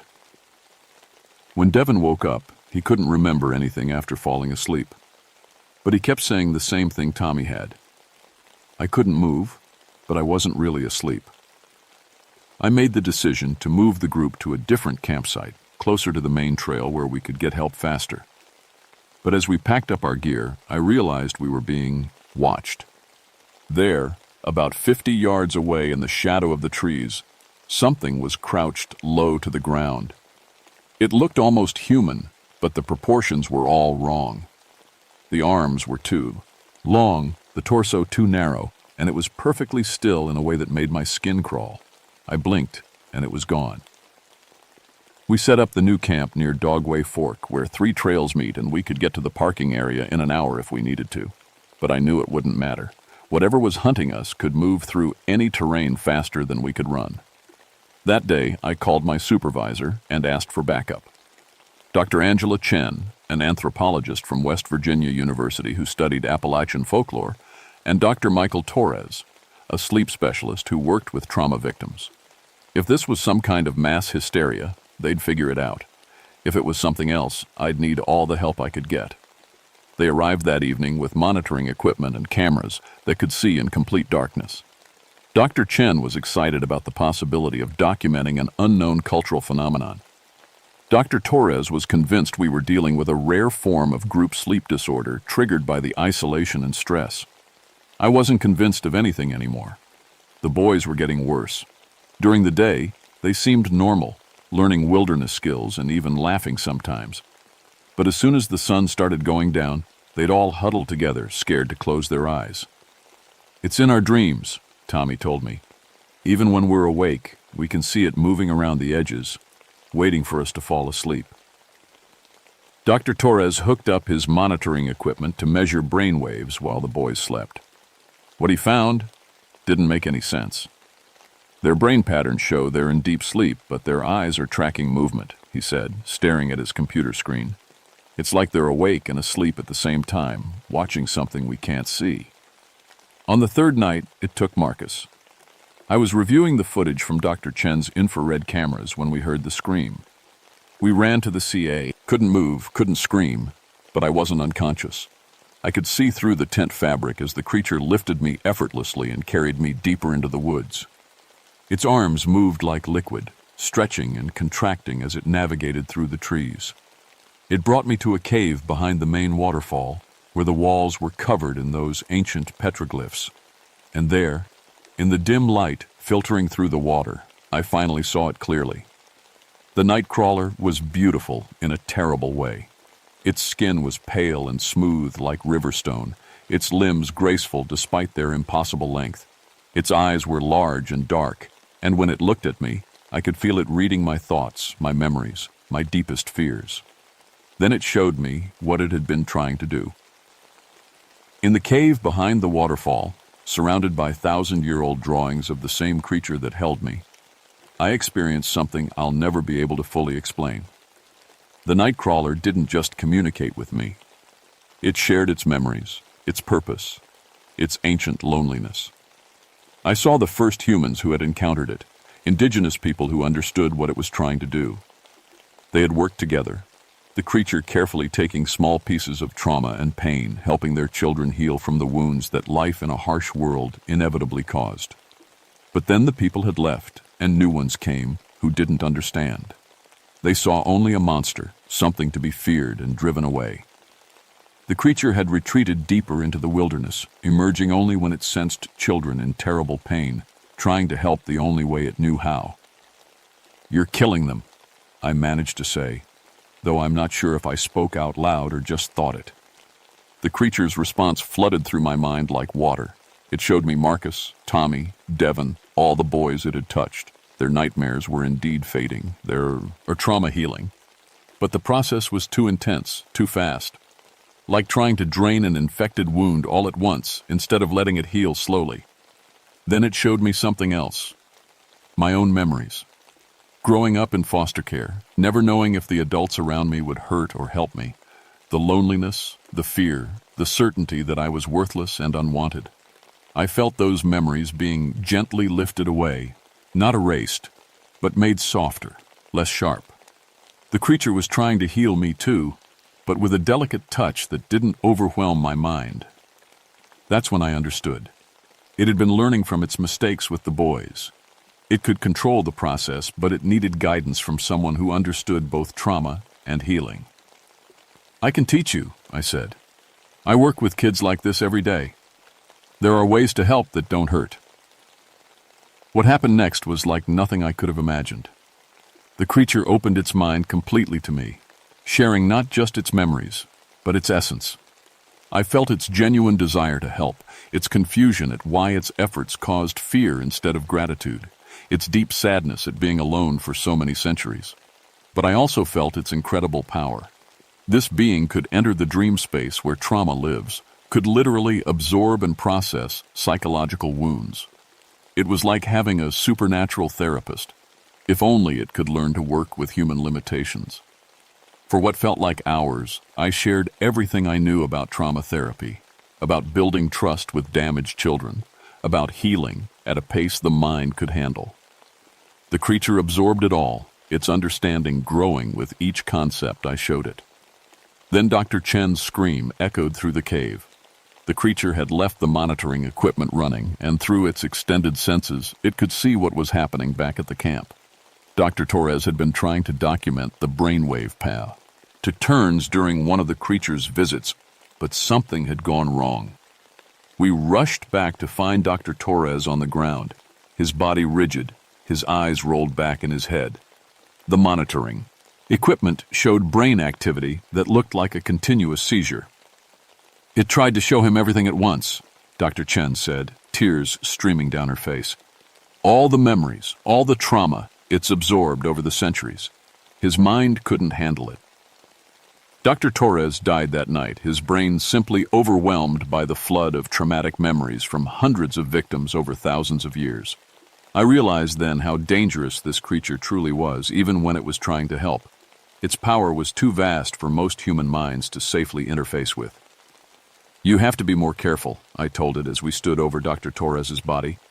"Humans are fragile. We can only handle small amounts of healing at a time."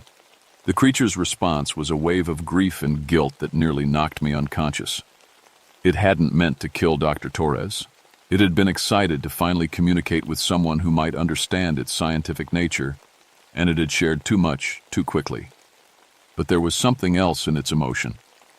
A new understanding. It was learning that healing, real healing, required patience, trust, and careful attention to the person being helped. Over the next 2 days, I watched it work with the boys using the techniques I had shared with it. Instead of forcefully draining their nightmares, it would sit at the edge of their dreams, gently drawing out small pieces of trauma and processing them slowly. The results were remarkable. The boys were sleeping peacefully for the first time in years. Their aggressive behavior softened. They started talking about their feelings instead of acting them out. But I also knew this couldn't continue the way it was. The creature needed boundaries, rules, a way to help without accidentally destroying the people it was trying to heal. 6 months later, I submitted my report to the National Park Service. Officially, Dr. Torres died of a rare brain aneurysm, probably brought on by the stress of working in extreme wilderness conditions. The boys from the youth program showed remarkable improvement in their psychological evaluations, attributed to the therapeutic effects of wilderness immersion. Unofficially, things changed in ways I'm still trying to understand. The wilderness therapy program at Cranberry became famous for its success rates. Kids who had been written off by every other treatment program would spend a week with us and come back fundamentally different. Calmer, more confident, sleeping through the night for the first time in years. What they didn't know was that they were receiving help from something that had been perfecting trauma therapy for centuries. The night crawler and I developed a system. I would screen the children who came through our program, identifying those with the deepest wounds, the most severe nightmares. During their stay, the creature would work with them in their dreams, but gently, taking only what they were ready to release. I became its partner in healing, teaching it about human psychology, about the careful balance between helping and harming. In return, it showed me things about trauma and memory that no human therapist had ever understood. I learned that trauma isn't just stored in the mind. It lives in a space between waking and sleeping, in the realm where dreams and reality meet. The creature existed partly in that space, which was why it could access and heal wounds that traditional therapy could barely touch. But there were rules. The person being helped had to be willing, even if they didn't consciously understand what was happening. The healing had to happen slowly, over several nights, allowing the mind to adjust to each small change. And most importantly, the creature could never work alone. It needed a human partner who could understand and guide the process. I also discovered that the creature had been changing too. Contact with human minds over the centuries had made it more complex, more emotionally sophisticated. It was no longer just an ancient entity following its nature. It was learning to be something like a therapist, a healer, even a friend. Sometimes, late at night when I'm alone in the wilderness, I can sense it moving through the forest, checking on its former patients, making sure their healing is holding. It's become a guardian of sorts, watching over damaged children even after they've returned to their regular lives. The boys from that first group all graduated from high school, most went to college. None of them remember exactly what happened during their week in the wilderness, but they all say it changed their lives. Tommy became a social worker, Devin joined the military, and now helps other veterans deal with PTSD. Marcus became a wilderness guide himself, working with at-risk youth. They don't remember the night crawler, but sometimes they have dreams about being helped by something they can't quite see, something that took away their pain and left peace in its place. I still work at Cranberry Wilderness, still bring troubled kids into the forest to learn survival skills and find healing. But now I know that some of them are receiving help from a therapist older and more experienced than any human practitioner. The ancient petroglyphs in the cave tell the story of a partnership between humans and something beyond human understanding. For a while, that partnership was lost, leaving the creature to stumble through centuries of well-meaning but dangerous attempts to help. Now it's been restored, and children who might have been lost to their trauma are finding their way to peace. If you ever find yourself camping in deep wilderness, especially places with old legends about strange creatures, pay attention to your dreams.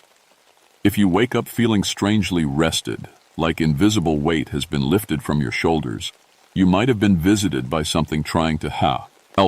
Just remember, healing is a partnership.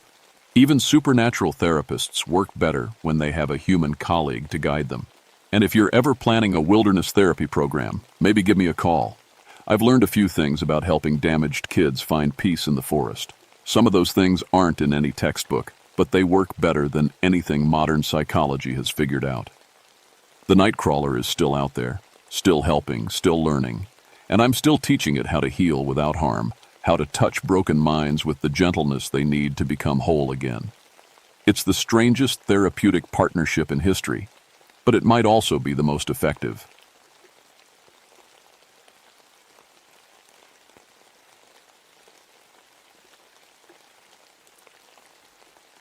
My name is Michael Stonecrow, but everyone just calls me Mike. I've been a park ranger at Pine Mountain State Resort Park in Kentucky for 16 years now. Before that, I was a medic in the Gulf War. Saw things there that made me want to find some peace in the mountains. I'm part Cherokee on my mother's side, though I'll admit I didn't pay much attention to that growing up. My specialty here at the park is emergency medical response. When someone gets hurt bad in the backcountry, they call me. I've pulled people off cliffs, treated heart attacks on remote trails, and coordinated more helicopter rescues than I can count. Pine Mountain isn't like other parks. The ridges are steep and rocky, covered in thick patches of rhododendron that can hide a man completely. Radio signals bounce funny off the sandstone cliffs, and cell phones are useless in most areas. If something goes wrong out there, you're on your own until help can reach you. It was June 1988, and we were in the middle of the worst heat wave I'd ever seen. Temperatures hit over 100 degrees for days straight. The animals were acting strange. Deer coming down to the roads at midday, birds flying in confused circles. Even the park's search and rescue dogs seemed nervous and wouldn't track properly in certain areas. The first weird report came from a family hiking near Chained Rock. They said they'd met another family on the trail, a father, mother, and 2 kids, who gave them directions to a scenic overlook. Problem was, when they got back to the visitor center, they saw the exact same family checking in. Same clothes, same faces, everything. When they asked about the trail directions, the family looked confused and said they'd never been on that trail before. I figured it was the heat playing tricks on people's minds. Heat exhaustion can make you see all sorts of things that aren't there. But then, more report started coming in. Hikers were running into people they knew, friends, family members, even other park visitors, in impossible places. People who should have been miles away, or hadn't even arrived at the park yet. The Cherokee elder who lived just outside the park, old Joseph Crowfeather, came to see me about the 3rd day of reports. Joseph was in his 80s and had lived in these mountains his whole life. His weathered hands shook as he spoke. "Mike," he said, using my first name like he always did, "your people are reporting at Sila Saku, the ones who wear stolen faces." I respected Joseph, but I'd always been practical about that old folklore stuff. "Joseph, you know skinwalkers are Navajo legends. Cherokee don't have shapeshifters." His dark eyes got serious. "Cherokee have something worse. We have people who lost their way so completely, they forgot who they were supposed to be." I should have listened to him. The next morning, I was doing my regular patrol when my radio crackled with Ranger Susan Martinez's voice. Susan was my patrol partner, a tough woman in her 40s who'd transferred from Yellowstone 2 years back. "Mike, I need you to meet me at the Laurel Cove Trail. Got a situation here." When I found her, Susan was standing next to a pile of clothes folded neatly on a flat rock. Hiking boots, jeans, a University of Kentucky t-shirt, and a wallet. "Belongs to David Chen," she said, showing me the driver's license.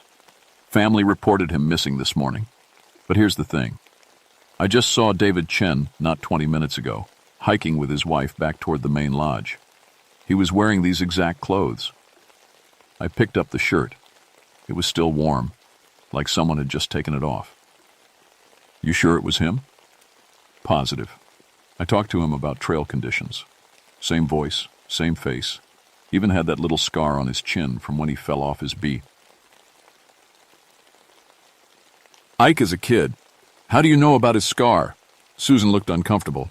"He told me about it yesterday when they checked in. But Mike, if he was just here talking to me, why are his clothes sitting here like he vanished right out of them?" We searched the area but found nothing. No tracks leading away from the rock, no signs of struggle. Just the clothes, warm as if they'd been worn seconds before. That afternoon, David Chen's wife came to the ranger station, hysterical. She said she'd been hiking with her husband when he'd stopped to tie his shoe. She'd kept walking, expecting him to catch up. When she turned around 5 minutes later, he was gone. No trace, no sound, nothing. "But I saw you both this morning," Susan said. "You were both heading back to the lodge together." Mrs. Chen stared at her. "That's impossible. David disappeared yesterday afternoon. I've been looking for him all night." The hair on my arm stood up. I'd been a medic long enough to know when someone was telling the truth, and Mrs. Chen wasn't lying. Neither was Susan. That evening, I was filling out the missing person report when I heard familiar laughter outside the ranger station. Through the window, I saw David Chen walking past with his wife, both of them carrying ice cream cones from the lodge gift shop. He looked perfectly normal, perfectly healthy. I ran outside, but by the time I got there, they were gone. The only thing left was 2 ice cream cones melting in perfect circles on the hot pavement. My radio buzzed. It was Susan again, but her voice sounded wrong somehow. Too calm, too flat. "Mike, I found David Chen. He's fine. False alarm. Family was just confused about the timeline." "Susan, where are you?" "Back at the station. Come on back and we'll close the file." I looked at the ranger station. All the lights were off and Susan's patrol truck wasn't in the parking lot. According to my watch, I'd been inside the station the whole time and no one had come or gone. "Susan, what's your location?" Silence. Then, in a voice that sounded exactly like Susan but some, "How wasn't her?" "I'm wherever you need me to be, Mike." The radio went dead. I spent that night in my cabin, door locked, going over every detail. My training told me there had to be a logical explanation. People don't just vanish out of their clothes. Radios don't lie about locations. But my gut told me something was hunting in these mountains, something that could look like anyone it wanted to. The next morning, I drove to Susan's house to check on her. She answered the door looking perfectly normal, but when I asked about the radio call, she had no memory of it. "Mike, I was home all evening. Check the call log if you want." I did. According to the radio log, Susan Martinez had never called in. But I had the recording on my personal backup device, and when I played it back, it was definitely her voice. More reports flooded in over the next 2 days. A group of college kids swore they'd met their professor on the trail, but the professor was teaching summer classes 3 hours away. An elderly man reported seeing his deceased wife walking the nature trail, looking exactly as she had 20 years ago. FBI profiler Agent Sarah Coleman arrived on Thursday morning, along with Dr. James Whitehawk, a cultural expert from the Cherokee Nation. Agent Coleman was all business. Sharp suit, sharper eyes, and a notebook full of psychological profiles.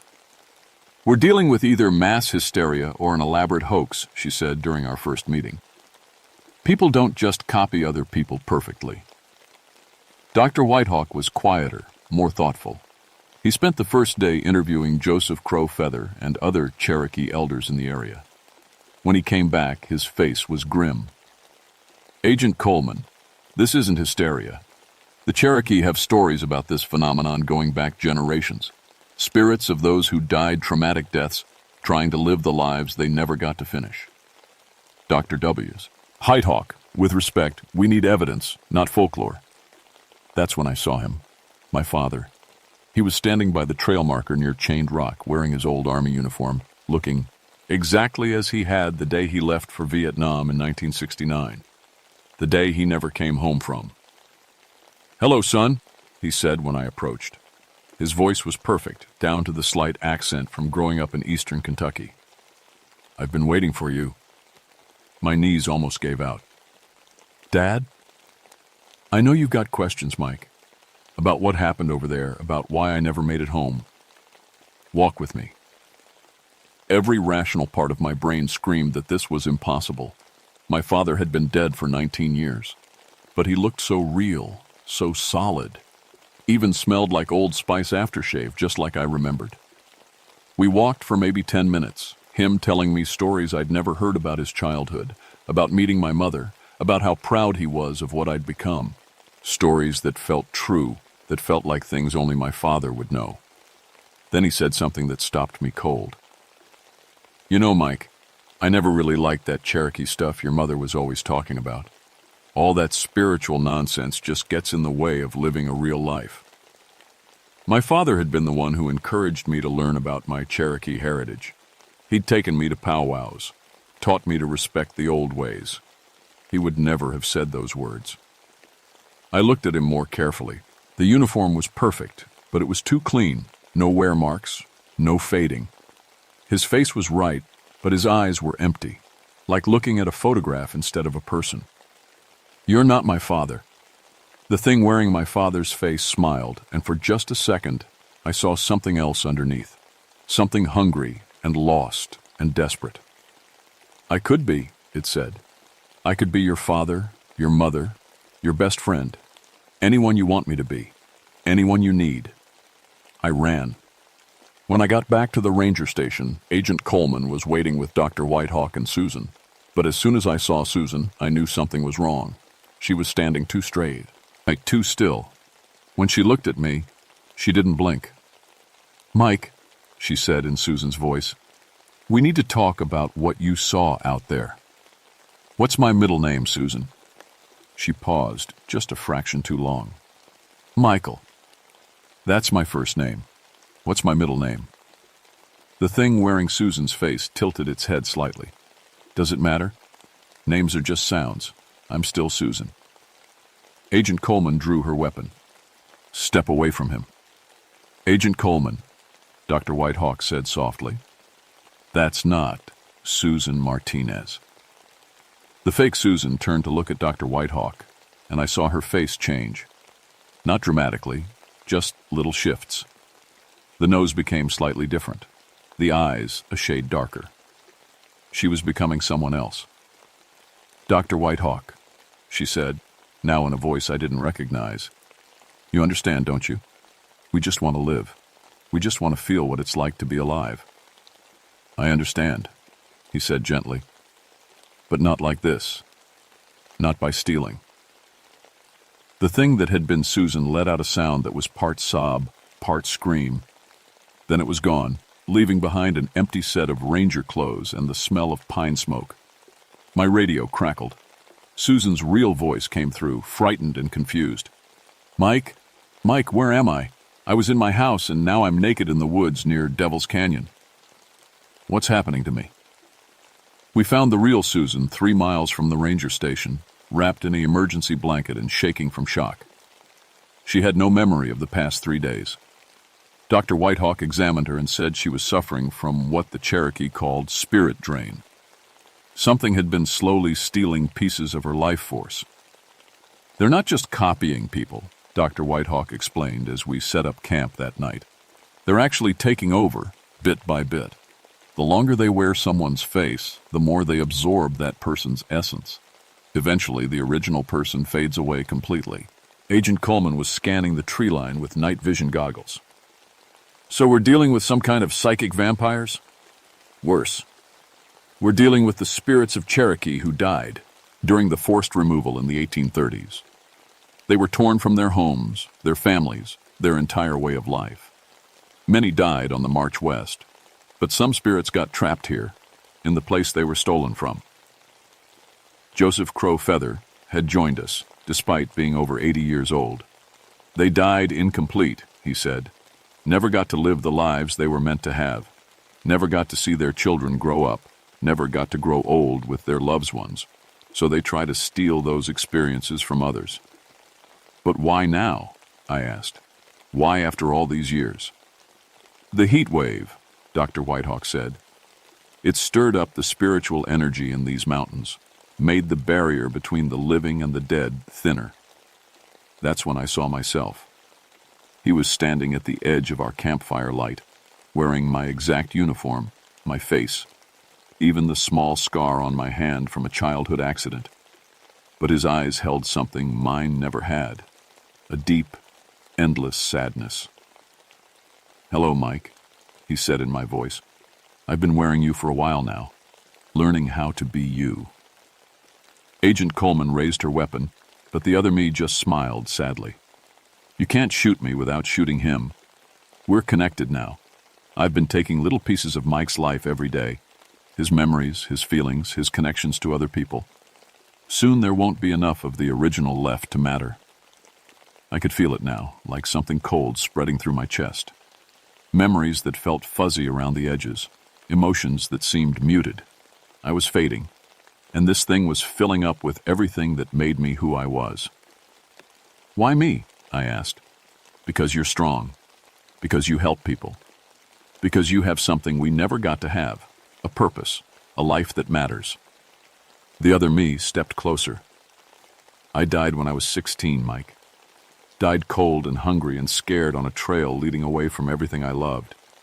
I never jits. To become a man, never got to help people, never got to matter. I understood then. This wasn't evil. Not really. It was grief so deep it had outlasted death itself. But you're killing me to do it. I'm completing us both. Joseph Crow Feather stepped forward, his weathered hands holding a bundle of sage and sweetgrass. Young one, he said to my double, your pain is real, but this path leads only to more death. You cannot heal a wound by inflicting it on others. The other me turned, and for a moment, I saw through his stolen face to what lay beneath. A young Cherokee boy, eyes full of loss and longing, still wearing the clothes he'd died in over 150 years ago. Grandfather, the spirit said, using the respectful term, I just want to live. You are living, Joseph replied, but not in the way you were meant to. Come, let me help you find your true path. Joseph began to sing, a low Cherokee morning song that seemed to echo off the mountain walls. The other me started to fade around the edges, becoming translucent. I don't want to go, he whispered. I don't want to be alone again. You won't be alone, Joseph promised. Your people are waiting. The ones who crossed over before you, the ones who found peace. They've been calling for you. The spirit looked at me one last time. Will you remember me, Mike? Will you remember that I was here? I felt the cold leaving my chest, my memories becoming clear again. I'll remember. He smiled. My smile, but somehow different. Peaceful. Thank you. The spirit dissolved like morning mist, and I felt whole again. We spent the next week documenting everything and helping the other victims recover.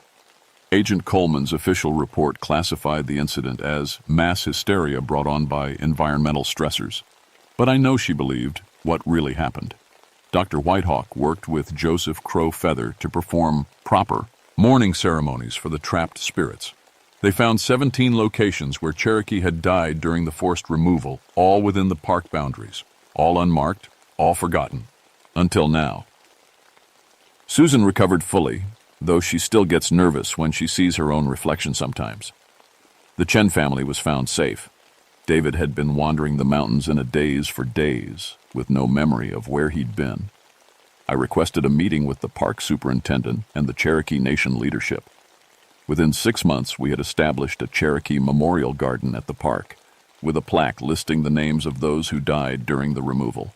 It seemed like the least we could do. But I still see them sometimes, out of the corner of my eye. Not stealing faces anymore, just watching, making sure they're not forgotten again. People ask me how I can tell the difference now between what's real and what might be a spirit wearing a stolen face. It's simple, really. The copies can look perfect, sound perfect, even act perfect for a while. But they can't fake the connections that make us who we are. The love, the loss, the memories that shape us into individuals. Identity isn't just what you look like or sound like. It's the scars you carry, the people who shaped you, the choices you've made that nobody else knows about. It's the weight of your own history, both good and bad. I've learned to honor my Cherokee heritage more in the years since. I work with Dr. Whitehawk now on cultural preservation projects, and I visit Joseph Crow Feather regularly to learn the old stories.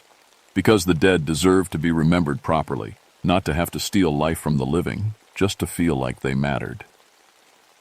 Pine Mountain is quiet now mostly, but sometimes when the mist rises from the valleys in the early morning, I can still hear them singing. Not the hungry, desperate song of the trapped spirits, but the peaceful song of those who have found their way home. And I sing with them sometimes, because they were here first, and their stories deserve to be told. Here's when people start looking like someone else entirely. Remember this: the face you see might not be the person you think you know, but underneath every stolen identity is a story of loss that goes deeper than death itself. The skin thieves of Pine Mountain taught me that we're all just trying to figure out who we really are, and some of us need help finding our way home,